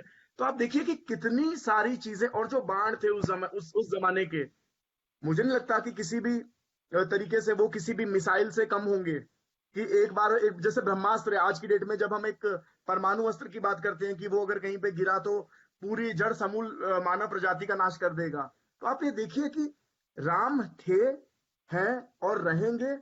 और ये सिर्फ भारत में नहीं है, रोम से लेकर आप कंबोडिया तक चले जाइए, आप दुनिया के किसी भी देश में चले जाइए, प्रभु श्री राम और उनसे जुड़ी हुई कहानियां, किंवदंतियां, पौराणिक कहानियां, जातक कहानियों में आपको कहीं ना कहीं प्रभु श्री राम का वर्णन जरूर मिलेगा। शुक्रिया। बिल्कुल बिल्कुल। और आपने अभी ये बात कही, एक प्रश्न आया कि आशीष भाई, रामायण में भरत और शत्रुघ्न जी के बारे में ज्यादा नहीं लिखा गया है, इनके बारे में भी कुछ बताएं। नहीं, हमें ऐसा लगता है कि ऐसा नहीं लिखा गया है। अगर हम वाल्मीकि रामायण पढ़ते हैं तो वाल्मीकि रामायण में लक्ष्मण के पुत्र कौन थे, उनका राज्याभिषेक कहाँ कहाँ किया गया, भरत के पुत्र कौन थे, उनका राज्याभिषेक कहाँ कहाँ किया गया, शत्रुघ्न को कनिष्ठ के सबसे ज्यादा अधिकार होते हैं, ये कहते हुए सबसे पहला राज्याभिषेक जो हुआ था इंडिपेंडेंट, वो शत्रुघ्न का हुआ था। ये राम जी के ही उसमें, ये वाल्मीकि रामायण में इसका प्रसंग आता है। कुछ कथाएं, और जैसे मैथिली शरण गुप्त जी ने भी साकेत में लिखा है कि जब राम जी लक्ष्मण जी के साथ चले जाते हैं, भरत जी भी नंदीग्राम में बस जाते हैं, तो जो घर संभालने की पूरी जिम्मेदारी है वो शत्रुघ्न जी के ऊपर आ जाती है, कि वही जो है वो नंदीग्राम से अयोध्या आ रहे हैं, वो डेली टू एंड फ्रो कर रहे हैं, वो किसी माता की तबीयत खराब है वो भी देख रहे हैं, उर्मिला जी का भी ध्यान रख रहे हैं, मांडवी जी का भी ध्यान रख रहे हैं, अपनी पत्नी श्रुतकीर्ति का भी ध्यान रख रहे हैं। तो एक बार ये एक ऐसी कथा आती है, मैं अपने गुरुजी से ये कथा सुनी थी तो आप लोग तक पहुंचाता हूँ, कि शत्रुघ्न जी एक बार एक कहीं मिले नहीं, तो बहुत ढूंढा हुआ कि कहाँ गए अब ये, तो वशिष्ठ जी के पास पहुंचे सब कि शत्रुघ्न जी मिल नहीं रहे हैं। तो पता चला शत्रुघ्न जी किसी गांव में एक पेड़ के नीचे उदास बैठे हुए हैं। तो वशिष्ठ जी गए वहां पे उन्हें मनाने के लिए कि आप ऐसे क्यों बैठे हैं। कहते हैं मुझे समझ में नहीं आ रहा, जब मेरे सारे भाई त्याग कर रहे हैं तो मैं राजमहल का भोग कैसे ले सकता हूं। तब वशिष्ठ जी ने उन्हें प्रेरणा दी कि आप इस वक्त राजमहल का भोग नहीं ले रहे हैं, आपके ऊपर बहुत बड़ी जिम्मेदारी है कि आपको ये सत्ता, ये समाज, ये पूरा जो ये है संभालना है। रामायण का एक एक कैरेक्टर आपको बहुत कुछ सिखा कर जाता है। एक बड़ी छोटी सी कथा आती है, मैं बहुत जल्दी से मकरध्वज भैया के पास आने वाला हूं। एक छोटी सी कथा आती है जिसमें जब राम जी अपना वनवास पूरा करके वहां जाते हैं, अगर संदीप आप सुन रहे हैं तो जरूर सुने इस बात को, जब वापस आते हैं तो वहां देखते हैं कि हर कोई जो है वो बड़ी एज का है, हर कोई जो है वो उन्हीं की एज का है, वहां पर कोई बच्चा नहीं दिख रहा है, कोई छोटा बच्चा दिख नहीं रहा है। तो वो भरत से बोलते हैं कि भरत ये अयोध्या में मुझे क्या बच्चों को बुलाया ही नहीं है तुमने हमारे आने पे। तो भरत जी जो जवाब देते हैं कितना सुंदर है। भरत जी कहते हैं कि मैं आपको बता दूं प्रभु भैया, जब आप यहां से गए तो इन 14 वर्षों में किसी ने भी अवध में वैवाहिक जीवन जिया ही नहीं, हर कोई सन्यासी बन गया। तो यहां पर आपको आप 1 साल से लेके 14 वर्ष तक की उम्र का कोई बच्चा दिखेगा ही नहीं। यहां पर किसी के यहाँ कोई पुत्र नहीं हुआ, किसी के यहाँ कोई पुत्री नहीं हुई, हर कोई सन्यासी बना हुआ था। हर कैरेक्टर सीखने वाला है, एक एक एक चपरासी से लेके, एक पियून से लेके एक बड़े अफसर तक। अगर आप आर्य सुमंत की बात करें, आर्य सुमंत के कितने रूप आपको दिखेंगे, आर्य सुमंत किस तरह से हताश होकर बैठ जाते हैं। वाल्मीकि रामायण में इसका एक विवरण है कि हताश होकर बैठ जाते हैं जब वो केवट के यहाँ से, केवट कह रहा हूँ, निषाद राज के यहाँ से जब वापस आ रहे हैं खाली रथ लेके, तो निषाद राज उन्हें जगाते हैं कि आर्य सुमंत जी जागिए आप। तो आर्य सुमंत जी कहते हैं कि मैं किस मुंह से जाऊं भगवान महाराज दशरथ के पास। तो हर एक कैरेक्टर बहुत कुछ बोलता है। बहुत जल्दी से मैं देख रहा हूँ हरि प्रकाश जी बाहर आ गए हैं और अब शायद बिल्कुल वॉल्यूम और आवाज बिल्कुल सही आएगी। हरि प्रकाश जी मैं बिल्कुल बिना किसी विलंब के आपके पास आना चाहूंगा जी।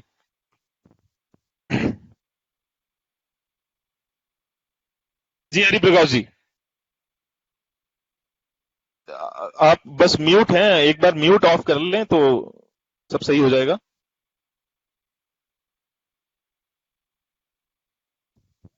नहीं है सर, म्यूट नहीं है।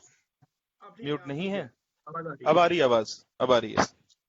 आ रही है ना? जी जी जी बिल्कुल जी, आ रही है। अब ठीक है। जी जी जी जी बिल्कुल परफेक्ट। अब मैं अपनी बात कह सकता हूँ? बिल्कुल सर, आप बिल्कुल, हम सुनने के लिए बेताब हैं।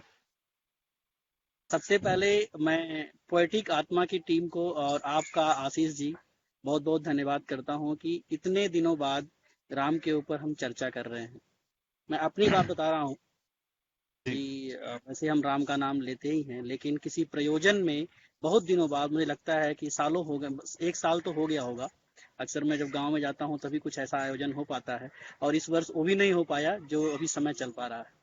तो इस बात के लिए मैं आप सभी का बहुत बहुत धन्यवाद देता हूं और आप सबको जो है शुभकामनाएं देता हूं कि आप सभी ने राम के ऊपर, मेरे रोम रोम में है राम, इसके ऊपर इस कार्यक्रम का आयोजन किया। उसके बाद मैं आपको आशीष जी, खासकर मैं चाहता हूं भगवान श्री राम का जो आशीष है, भगवान श्री राम के आशीष का जो प्रकाश है, वो हम सब तक पूरे विश्व में जल्दी कल्याणकारी हो। जितना भी अभी दुख दर्द, जितनी भी दिक्कतें हैं, वो जल्द भगवान राम इसको दूर करें।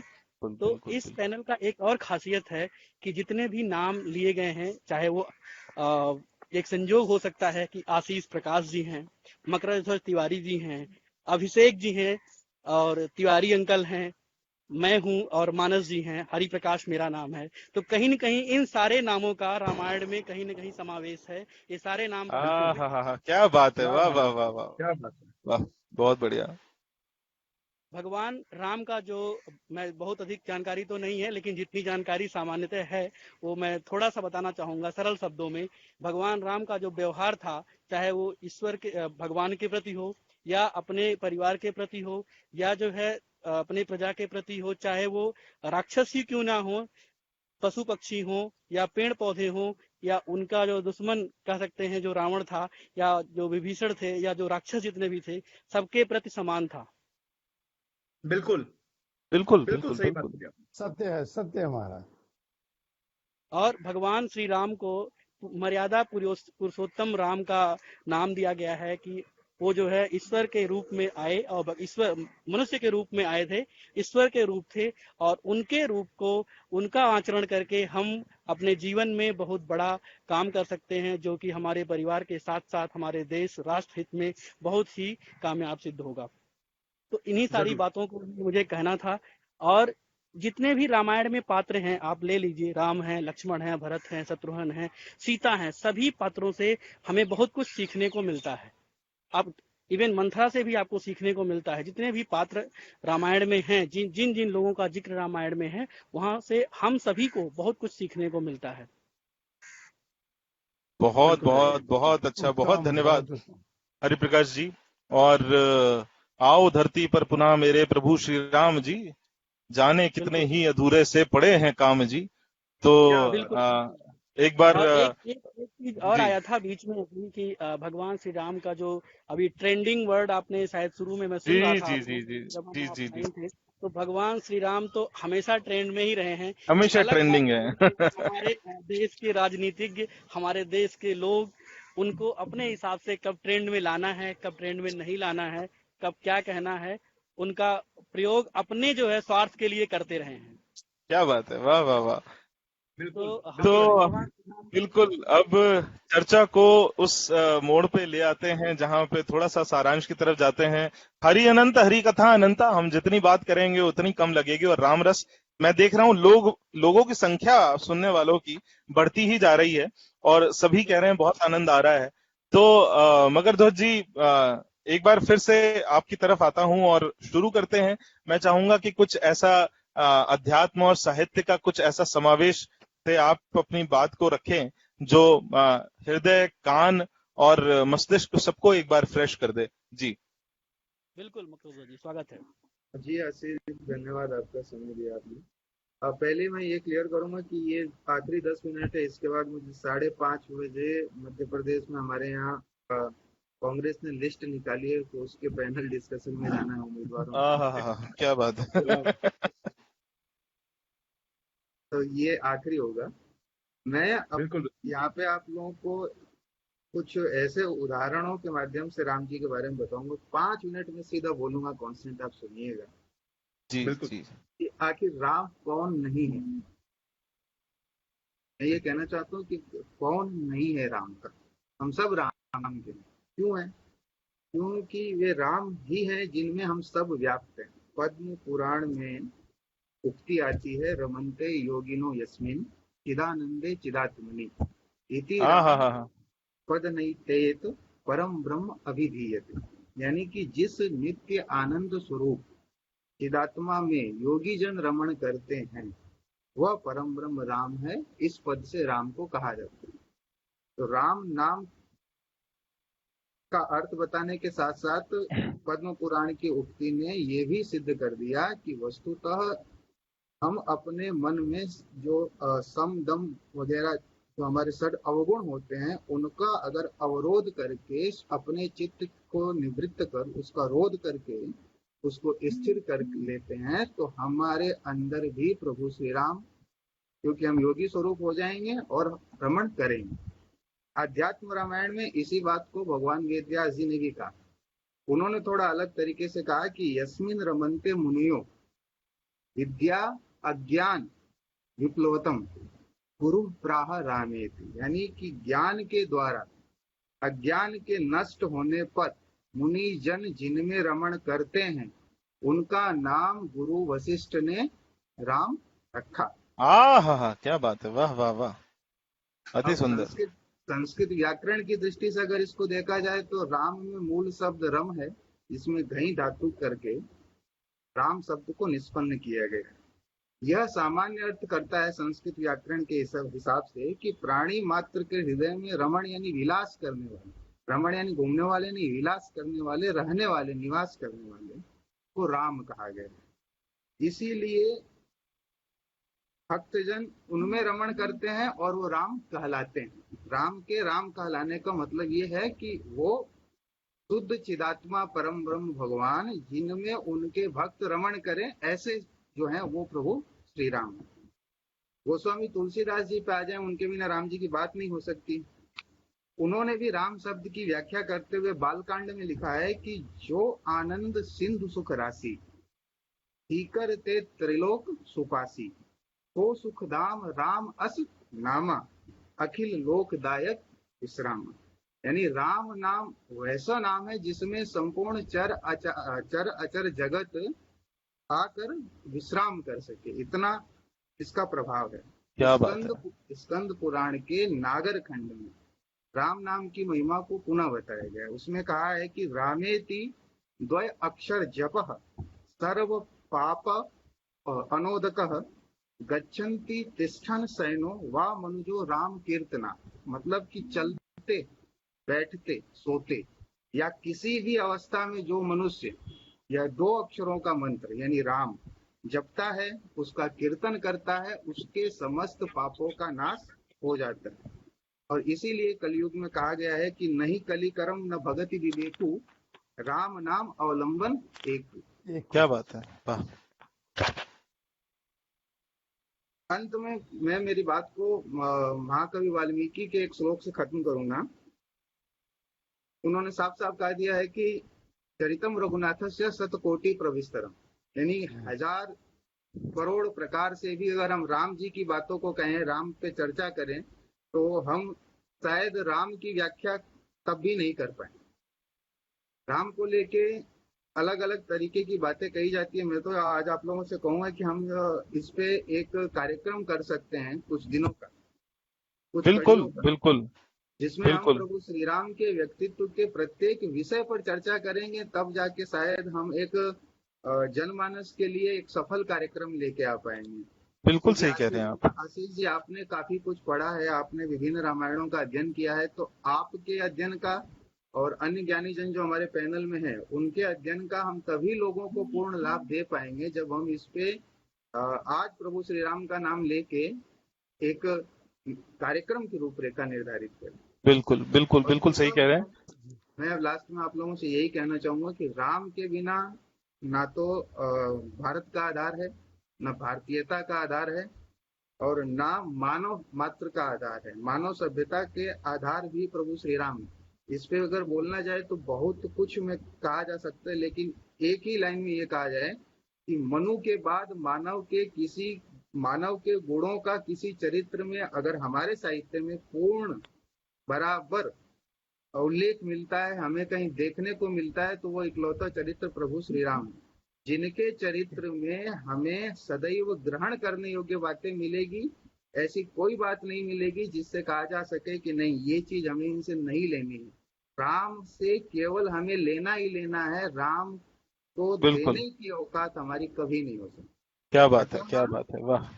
तो हमें हमेशा प्रभु श्री राम और इनके बताए दिखाए दर्शाए गए मार्ग पर ही चलना चाहिए। इसी से हमारा जीवन श्रेयस्कर हो सकता है। बिल्कुल, बहुत बढ़िया बात बताई मकरध्वज भाई ने। और श्लोक भी है कि राम रामेति रामेति रमे रामे मनोरमे सहस्त्र नाम ततुल्यम राम नाम वरुण्य ने।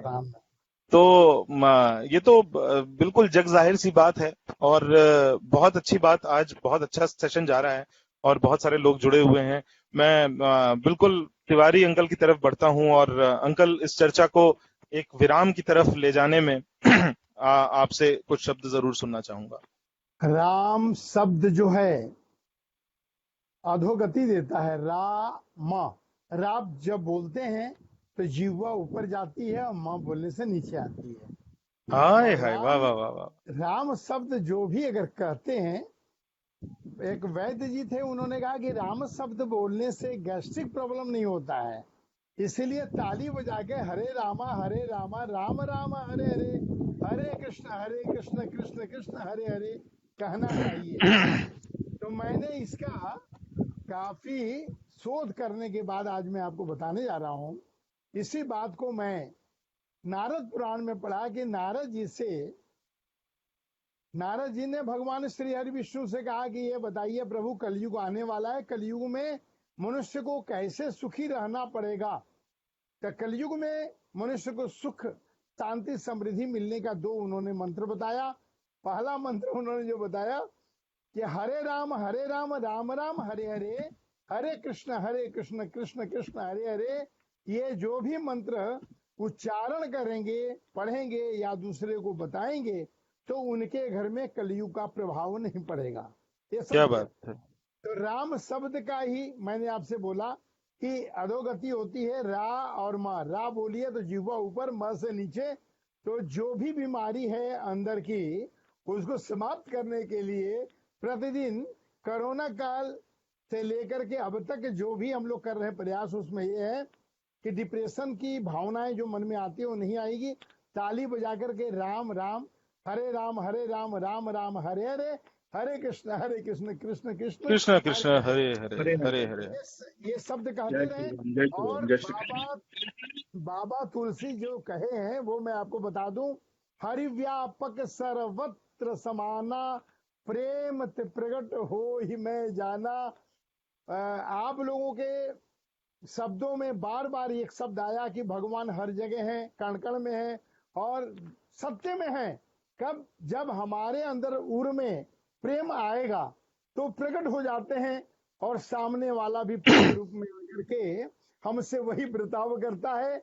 जैसे माचिस के तीली में आग है, घर्षण करने से आग उत्पन्न होता है, उसी तरह प्रेमी जन के समक्ष, ज्ञानी जन के समक्ष ज्ञान की बात करते हैं, वो समझते हैं और वो धारण करके राम का जीवन चरितार्थ करते हैं। बार बार मैं यही कहूंगा कि हरि अनंत हरि कथा अनंता, कहीं सुनाम ही भविष्य संता। मैं अभिषेक जी से ये एक बहुत बड़ा मेरा भाग्य है, आज सौभाग्य बोलूंगा, आशीष जी, आप लोगों का दर्शन हुआ, अपने उन बच्चों का दर्शन हुआ जो परम पिता परमात्मा श्री राम को हृदय में धारण किए हैं आप लोग, और आप लोग परमात्मा के करीब हैं। और मेरा बरसों से ये तमन्ना थी कि ये सेशन शुरू हो, और मैं अभिषेक जी से कहूंगा कि ये सेशन 1.25 महीने तक चले, ताकि राम भगवान का गुणानुवाद हम लोग एक एक चरित्र पर जाएं। तो भी वो पूरा तो होगा नहीं, लेकिन ये है कि वो जो राम के बारे में उंगली उठाते हैं उनको ये बता दें कि एक उंगली तुम उठाते हो, 3 उंगली तुम्हारी तरफ आती है। क्या बात है, वाह। अच्छा कहते हो तो 3 गुना तुम अच्छे हो, स्टाम्प लग गया। राम के ऊपर अगर कोई टिप्पणी करते हो, बुरा करते हो, तो 3 गुने तुम बुरे हो, ये भी स्टैंप लग गया। बहुत खूबसूरत बात है। बहुत बढ़िया। राम भगवान के श्री चरणों में सत नमन। और मैं बार बार श्री राम को आपको दिखाता हूँ, दरबार को। ये दरबार आप अपने हृदय में बसाइए और आप लोगों का कल्याण हो। जय श्री राम, जय श्री राम। जय सिया राम, जय सिया राम। और अभिषेक भाई, अब मैं तुरंत प्रभाव से आपकी तरफ आता हूँ। इसको एक विराम की तरफ, एक अल्प विराम में कहूंगा, छोटा सा विराम, ताकि हम आगे सेशन को फिर किसी दिन और तन्मयता से लोगों तक ले जाएं। बिल्कुल आशीष भाई, और कोशिश रहेगी कि आपने जो बेहतरीन सहयोग हमेशा पोएटिक आत्मा को दिया और जो साहित्यम को जिस ऊंचाइयों पर आप लेके गए हैं, और प्रभु राम की विशेष अनुकंपा आप पर है और आपके माध्यम से वो अनुकंपा हम जैसे लोगों तक पहुंचती है। और जो श्री राम प्रभु का नाम श्रवण करना चाहते हैं, जो प्रभु में लीन रहना चाहते हैं, उनको हमेशा आपके लेख फेसबुक पे पढ़ के भी बहुत ऊर्जा मिलती है। और ज्यादा ज्यादा मैं इतना बोलूंगा कि प्रभु श्री राम का वर्णन अलग अलग लेखकों ने, साहित्यकारों ने अपने अपने रूप में किया। और आप सबको शायद ये जान के बड़ा अचरज भी होगा कि अगर हम जैन ग्रंथों की बात करते हैं, तो जैन ग्रंथों में जो उनके जो 63 शलाका पुरुष हैं, उनमें से जो प्रभु श्री राम है वो भी एक है। और प्रभु श्री राम को वहां पे बलभद्र के नाम से जाना गया है। भगवान राम रामायण के नायक हैं, जो जैन रामायण है उसके नायक हैं, और उन्हें अहिंसा की प्रतिमूर्ति के रूप में चिन्हित किया गया है। तो आप ये देखिए कि प्रभु श्री राम सिर्फ हिंदुओं के राम या सनातनियों के राम नहीं है, प्रभु श्री राम सभी के राम है। और जैसे उनकी रामायण में रावण का वध जो है वो लक्ष्मण द्वारा करवाते हैं। लक्ष्मण जी वो करते वहां हैं, पर बिल्कुल। लक्ष्मण, उन्होंने उस अध्ययन में ये बात साफ करी गई है क्योंकि राम जो है वो अहिंसा के अहिंसा पुजारी जी, हैं, तो वो लक्ष्मण को बिल्कुल प्रेरित करते हैं कि तुम, और बिल्कुल लक्ष्मण भी जो है वो वासुदेव के अवतार दिखाए गए हैं उसमें, जो रावण को श्राप मुक्त करने आए हैं। अब ये जो बिल्कुल सारी बातें हैं, ये एक ऐसी कुछ बातें हैं कि सबके अपने अपने राम है, सबने किस तरह से बिल्कुल। दिखाया है। बिल्कुल अभिषेक भाई, क्या बात बताई आपने, बहुत आनंद और आया। हमने बचपन से आशीष भाई एक बताइए, हमारे इस देश की खूबसूरती जो है वो इतनी बृहद है कि जब हम प्रभु श्री राम या फिर हम अली में जाते हैं, जाहिर सी बात है कि हमारे हिंदुस्तान के जो दो बड़े मजहब हैं, एक जो सनातन धर्म और एक इस्लाम, तो उसमें जब आप जाते हैं ना, तो देखिए जो कट्टरता फैलाते हैं उनका तो काम है, उनके अपने ऑब्लिगेशन है, वोट बैंक की राजनीति। पर आप खूबसूरती देखिए कि जब हमने बचपन से पढ़ा है कि दिवाली में अली मिले और रमजान में राम, राम। यही बात बनाती है मेरा देश महान। तो ये जो हमारा देश है, इसे महान यही चीज बनाती है कि इस देश के कण कण में जो धर्म है वो विराजमान है, और ईश्वर को देखने के लिए आपको किसी तीसरे नेत्र की आवश्यकता नहीं है। प्रभु ने आपको इंसान बना के भेजा है। आजकल आपने कई वीडियो देखे होंगे जहां पे जानवर तक, पशु, कहीं पे आपने देखा होगा कुकुर या कुत्ता जो जिसे हम बोलते हैं, या गौ माता है, या अलग अलग तरीके के, कभी सांप या बहुत सारे अलग अलग जीव जंतु, मोर, वो मंदिर में जाते हैं, ईश्वर के सामने शीश नवाते हैं। कितनी वीडियो आती हैं, बंदर, वानर, आपके कौए, अलग अलग जीव जंतु, बकरी, भेड़। तो आप यहां से समझिए कि जब वो इंसानियत का मतलब समझ चुके हैं, वो ईश्वर के सच्चे अर्थ को समझ चुके हैं, तो मुझे पूरा यकीन है कि अब हमारे लिए भी ये वक्त आ चुका है कि हम सिर्फ प्रभु राम को, श्री राम को हिंदुओं के भगवान या सनातन धर्म के भगवान होकर ना देखें, बल्कि उन्हें हम एक ऐसे युग पुरुष के रूप में देखें जिनसे हम बहुत कुछ सीख सकते हैं, और जिनका अनुसरण करके हम ना कि सिर्फ खुद को, बल्कि पूरे समाज को, जैसा हरि प्रकाश जी ने कहा था, समाज को, देश को और पूरे विश्व को और भी खूबसूरत बना सकते हैं। और आशीष भाई, आपको और निखिल को, मकर ध्वज भाई को, मेरे पिताश्री गुरु जी पंडित विद्यावारी आत्मा जी को, हरि जी को कोटि कोटि नमन। और आशीष भाई, आपको विशेष बधाई कि जो आप प्रभु श्री राम के प्रचार प्रसार के लिए कार्य कर रहे हैं। इवन निखिल काम कर रहे हैं, पिताश्री काम कर रहे हैं, हरि भाई, मकर ध्वज जी, आप सबको इसके लिए विशेष विशेष आभार है दिल से, क्योंकि आप सबको देख के दिल को ये ऊर्जा मिलती है, ये प्रेरणा मिलती है कि प्रभु श्री राम, हम किसी लायक तो है नहीं कि उनके नाम पे चर्चा कर सके, पर हम एक जगह एकत्रित हों और हम अपनी जिंदगी के कुछ बहुमूल्य क्षण निकालें प्रभु के लिए, जिन्होंने हमें यह शरीर दिया है, जिन्होंने हमें यह जीवन दिया है, और इस जीवन में हमें जो कुछ भी हासिल हुआ है ईश्वर के अनुकंपा से हुआ है। आपका बहुत बहुत धन्यवाद आशीष भाई। अब आप समापन की ओर ले जाइए निखिल भाई के साथ। निखिल भाई, आप तक आऊंगा कि इस सेशन को आज हम जो एक छोटे से अल्प विराम की तरफ छोड़ रहे हैं, वो उसमें आपके कुछ शब्द। जी भाई, बहुत बहुत धन्यवाद आपका। पहले क्षमा मांगता हूं कि बीच नहीं पाया थोड़ी देर, तो बस दो प्रश्न है, मैं थोड़ा, निखिल भाई, आपकी आवाज बिल्कुल नहीं आ रही है।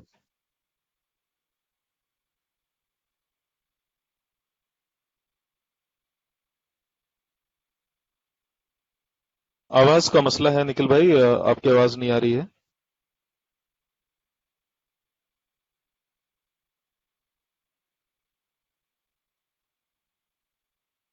निखिल भाई की आवाज बिल्कुल भी नहीं आ रही है, एंड उन्होंने, मैं अगर अभिषेक भाई आपकी आज्ञा हो तो मैं इसे बिल्कुल विराम की तरफ आशीष भाई, आप अपने अनुभव साझा करके इसे अनवाइंड कीजिए। और क्योंकि आपने एक अपनी जिंदगी का एक बहुत बड़ा कालखंड प्रभु श्री राम के चरणों में अर्पित किया, और मेरे पूजनीय पिताजी ने भी लगभग अपने 61-62 साल की जो इनका एक जो आयु काल है, आयु खंड है, इसमें से इन्होंने भी लगभग 55 वर्ष, 5 दशक से भी अधिक प्रभु श्री राम के चरणों में अर्पित किए हैं। तो मैं चाहूंगा कि आप लोग जाते जाते इनफैक्ट आप आशीष भाई आप बताइए कि प्रभु श्री राम, हम सब तो बता चुके हमारे लिए क्या है, पर आप बताइए आशीष भाई कि आपके लिए क्या है। निखिल भाई हालांकि जुड़ चुके हैं, मैं अपनी अगर बात रखूं, मेरे लिए भगवान राम हमेशा एक वो पुरुष रहे हैं जिनको फॉलो करना है। आज से ही नहीं, मेरे जीवन में प्रभु बजरंगबली हनुमान जी का बहुत मुझे ऐसा मतलब मुझे आभास होता है कि वो हैं मेरे साथ और वो मेरे साथ हमेशा चल रहे हैं। एक सुंदरकांड की शुरुआत में ही एक चौपाई आती है कि जिमि अमोघ रघुपति के बाना यही भांति चले ही हनुमाना। जैसे राम जी का बाण बिना चूके वापस नहीं आता, हनुमान जी बिना अपना काम किए वापस नहीं आते। बिल्कुल लेकिन बिल्कुल। हनुमान जी तक अगर जाना है तो हनुमान जी तक जाने का एक ही साधन है कि अगर आप मनोजवम मारुतुल्य वेगम जितेंद्रियम बुद्धिमताम वरिष्ठम पढ़ेंगे, उससे पहले पढ़ना है लोकाभिरामम रामम, लोकाभिरामम श्री रामम भूय गुणाभयम। आप उसके बिना तो बढ़ ही नहीं सकते। तो जहां पर बजरंग बाण में ये बात आती है कि राम सतत में तुम्हें धरावा, जब आप राम जी की बात करते हैं तब वो अब राम जी को आपको पढ़ना अनिवार्य हो जाता है, राम जी को समझना अनिवार्य हो जाता है। उनका चरित्र क्या था, वो क्या बोलना चाह रहे हैं, वो क्या बताना क्या चाह रहे हैं, वो बस इतना बताना चाह रहे हैं। हमने एमबीए में मैस्लोज हायरार्की ऑफ नीड्स पढ़ी है। मैस्लोज हायरार्की ऑफ नीड्स एक पिरामिड है और मैं बहुत ही प्रैक्टिकल एक्सपीरियंसेस के साथ आपको राम के चरित्र के बारे में बताता हूं। उस पिरामिड में सबसे बेसिक नीड आदमी की कही गई है फूड, फिर उसके बाद नीड्स ऊपर बढ़ती हैं और ये कहा गया है जब जिंदगी की सारी नीड्स पूरी हो जाती हैं तब व्यक्ति सेल्फ एक्चुअलाइजेशन की तरफ जाता है। जिस व्यक्ति ने दुनिया में बिना इन 4 नीड्स के पूरा किए ऑटोमेटिकली ऊपर पहुंच गया, सेल्फ एक्चुअलाइजेशन की तरफ पहुंच गया, उसे मनुष्य ने भगवान मान लिया है। और यही काम भगवान राम ने करके दिया है हमें। कोई एक्स्ट्रा काम नहीं किया उन्होंने, कुछ और नहीं किया, उन्होंने वही काम किया जो धर्म का काम होता है, जो जिस काम में आपको ये लगे कि आप सही काम कर रहे हैं, आप अपने आप से नजर मिला सकें। बस इतना ही है, इतना ही पूरा समावेश है। मैं और भगवान राम का जो जितना भी हम चरित्र की बात करें, उनके प्रयाण की बात करें, एक बड़ी मार्मिक कथा है लक्ष्मण प्रयाण की। मैं लक्ष्मण प्रयाण के ऊपर जब मैंने पढ़ा तो लक्ष्मण प्रयाण के ऊपर मैंने एक सौमित्र करके एक महाकाव्य भी लिखा है, महाकाव्य नहीं कहूंगा, एक काव्य लिखा है सौमित्र करके, जिसमें मैंने लक्ष्मण के बारे में बात करी है। लक्ष्मण चरित्र मुझे इतना अच्छा लगता है, मैंने अपने छोटे बेटे का नाम लक्ष्मण रखा हुआ है। तो मैं इतना ज्यादा प्रभावित हूं लक्ष्मण के चरित्र से। तो लक्ष्मण हुए, भरत हुए, शत्रुघ्न हुए, इन सबको क्या करना है वो राम बताते हैं, उस तरह से राम आगे बढ़ते हैं। मैंने एक छोटा सा भजन कोरोना काल में ही लिखा, इसलिए क्योंकि मुझे ऐसा लगा कि ये कहने की जरूरत है, उसकी मैं कुछ पंक्तियां रख देता हूं और बहुत जल्दी अपनी बात इस पर खत्म करूंगा कि मोरी बिनती सुनो हे राम, हे राम बिनती सुनो हे राम, पग पग ठोकर खाओ मोहे, एक पल ना आराम, बिनती सुनो हे राम। बहुत उत्तम। से पासा फेंक रही है जीवन चौसर के, अंतिम चाल से प्रभु जी पहले तो से चाहूं, तो से चाहूं, लड़ लड़ थकता जाता हूं मैं, जीवन का संग्राम, विनती सुनो है। हमारी हम सब मानसों की बस इतनी ही प्रार्थना है भगवान राम से, भगवान हनुमान से, कि इस जीवन में वो जिस तरह से इन कष्टों को दूर कर सकते हैं उन कष्टों को दूर करें।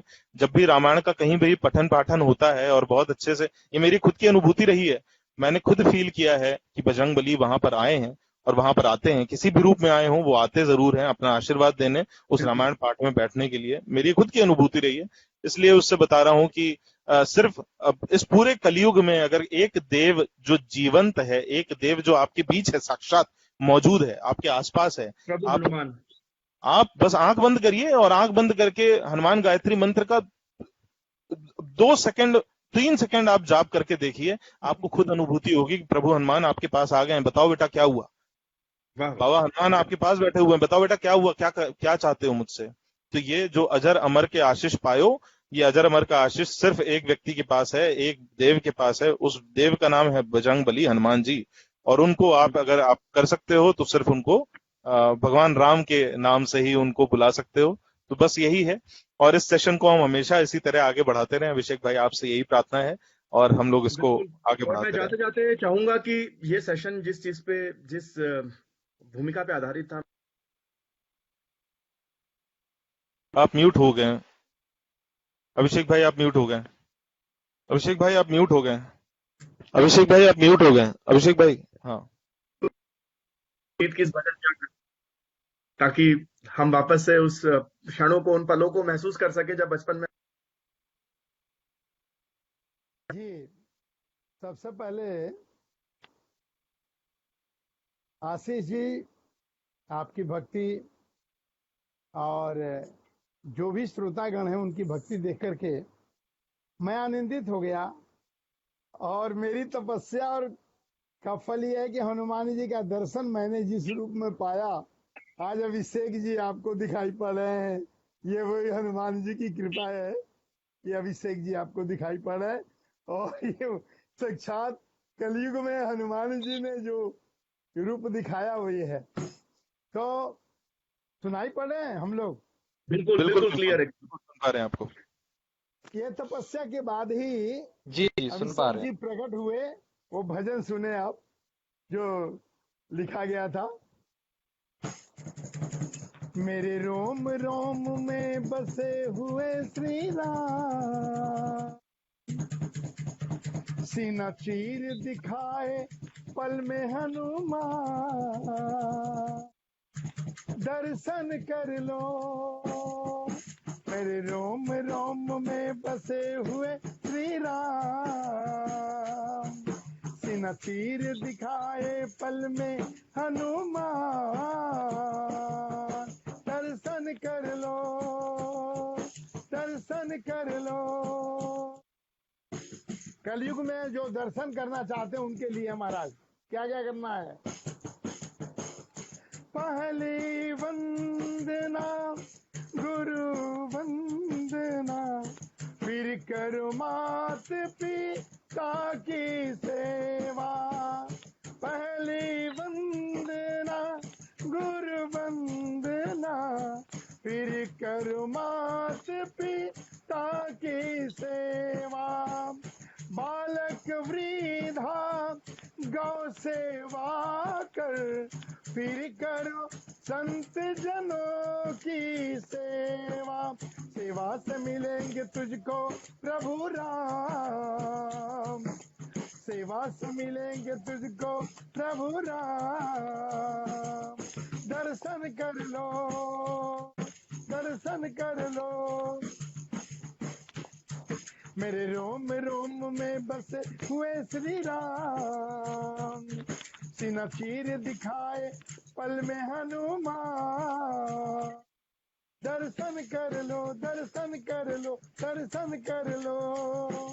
जय श्री राम, जय श्री राम, जय श्री राम, जय और श्री राम, जय श्री राम, जय जय सीताराम। जय आज से हम लोग बोलेंगे सीताराम, जय सीताराम, सीताराम, जय सीताराम, जय जय सीताराम।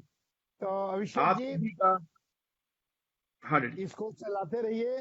राम नाम नहीं करेंगे का इसको आशीष भाई के साथ, आपका आशीष भाई का और कुछ और गुणीजनों को डाल के, और इस चीज को कंटिन्यू करेंगे। क्यों आशीष भाई? इसे और इसे मल्टीपल लाइव साहित्यम और पोएटिक आत्मा के साथ करेंगे इस चीज को, क्योंकि बिल्कुल बिल्कुल ये इसे किया जाएगा, बिल्कुल किया जाएगा। आज के इस सेशन के लिए मैं बहुत श्रोतागणों का बहुत बहुत शुक्रगुजार हूँ। बहुत सारे लोगों ने आज हमें देखा। इस वक्त जो हमारे साथ जुड़े हुए हैं, अतुल गिरधर जी जुड़े हुए हैं। अतुल गिरधर जी मेरे बहुत अच्छे मित्र, बड़े भाई और बहुत गुणी व्यक्ति है। बहुत अध्यात्म की तरफ बहुत बड़ी श्रद्धा है। आप जुड़े हुए हैं, बहुत बहुत शुक्रिया। ज्योति झा जी जुड़ी हुई हैं और मैं बहुत देख रहा हूँ बहुत सारे लोग, तान्या सेठिया जी जुड़े हुए हैं। बहुत बहुत शुक्रिया आप सबका। आज इस सेशन को हम एक अल्प विराम की तरफ ले जा रहे हैं, ये पूर्ण विराम नहीं है। जी जी जी जी आशीष जी प्रकाश जी, जी ज्योति झा जी हमारे 15-16 साल पहले शिष्या हैं। ये दिल्ली से हैं। पोएटिक आत्मा अभिषेक जी का जो भी कार्यक्रम है ये लोग सुनते हैं, और ये अरे वाह। लोगों ने राम नाम का चमत्कार देखा कि हमने राम नाम राम रामेति रामेति रामेति रमे रामे मनोरमे सहस्त्र नाम तत्तुल्यम श्री राम नाम राम नाम वरानने। महामंत्र से, श्री राम नाम वरानने महामंत्र से हमने जल दिया, और कितने घरों में पुत्र रत्न की प्राप्ति हुई ये सबको मालूम है। राम भगवान जैसे यज्ञ से उत्पन्न हुए थे, हम लोग यज्ञ करते थे, इसी महामंत्र से खीर बनता था और लोगों को दिया गया। और ज्योति झा को मालूम है वहां दिल्ली में कितने चमत्कार हुए। ये राम की महिमा नहीं तो और क्या है। ये सही राम बात की है, महिमा बिल्कुल सही बात है। कि अभिषेक जी जैसे पुत्र रत्न हमें मिले। ये राम की महिमा है कि आप जैसे अभिषेक के मित्र मिले। ये राम जी की महिमा है कि पूरी मंडली आपकी मिली। ये राम जी की ही तो कृपा है और आगे भी बना रहे। बहुत बहुत बहुत शुक्रिया, बहुत बहुत धन्यवाद आप सभी का। खास धन्यवाद अभिषेक तिवारी भाई का, डॉक्टर बी तिवारी जी का, हरिप्रकाश जी का, और संदीप तो हमारे हनुमान है ही, उनके बिना तो कोई काज सही हो ही नहीं सकता। मानस निखिल जी का कि आप सबने अपना बहुमूल्य समय निकाला इस सेशन को आनंददायी बनाने के लिए। पिछले करीब 2 घंटे से हम लोगों के बीच हैं और बहुत अच्छा ज्ञान रस प्राप्ति हुआ। सभी को बहुत बहुत मेरी तरफ से जय सीताराम। स्पेशल धन्यवाद दीजिए प्रकाश जी, उन्होंने हमें आज लाइन पे लेने के लिए काफी सारे चीजों को बताया। तो हम लोग तान्या जी बहुत बहुत शुक्रिया, बहुत बहुत शुक्रिया तान्या जी, बहुत बहुत शुक्रिया संदीप करने के लिए जी। चलिए, जय राम जी की और जय सीताराम, भगवान राम सबके। जय श्री सीताराम सीताराम सीताराम सीताराम, और भगवान सबके ऊपर अपनी कृपा बनाए रखें। जय श्री राम। जय सीताराम सीताराम सीताराम। जय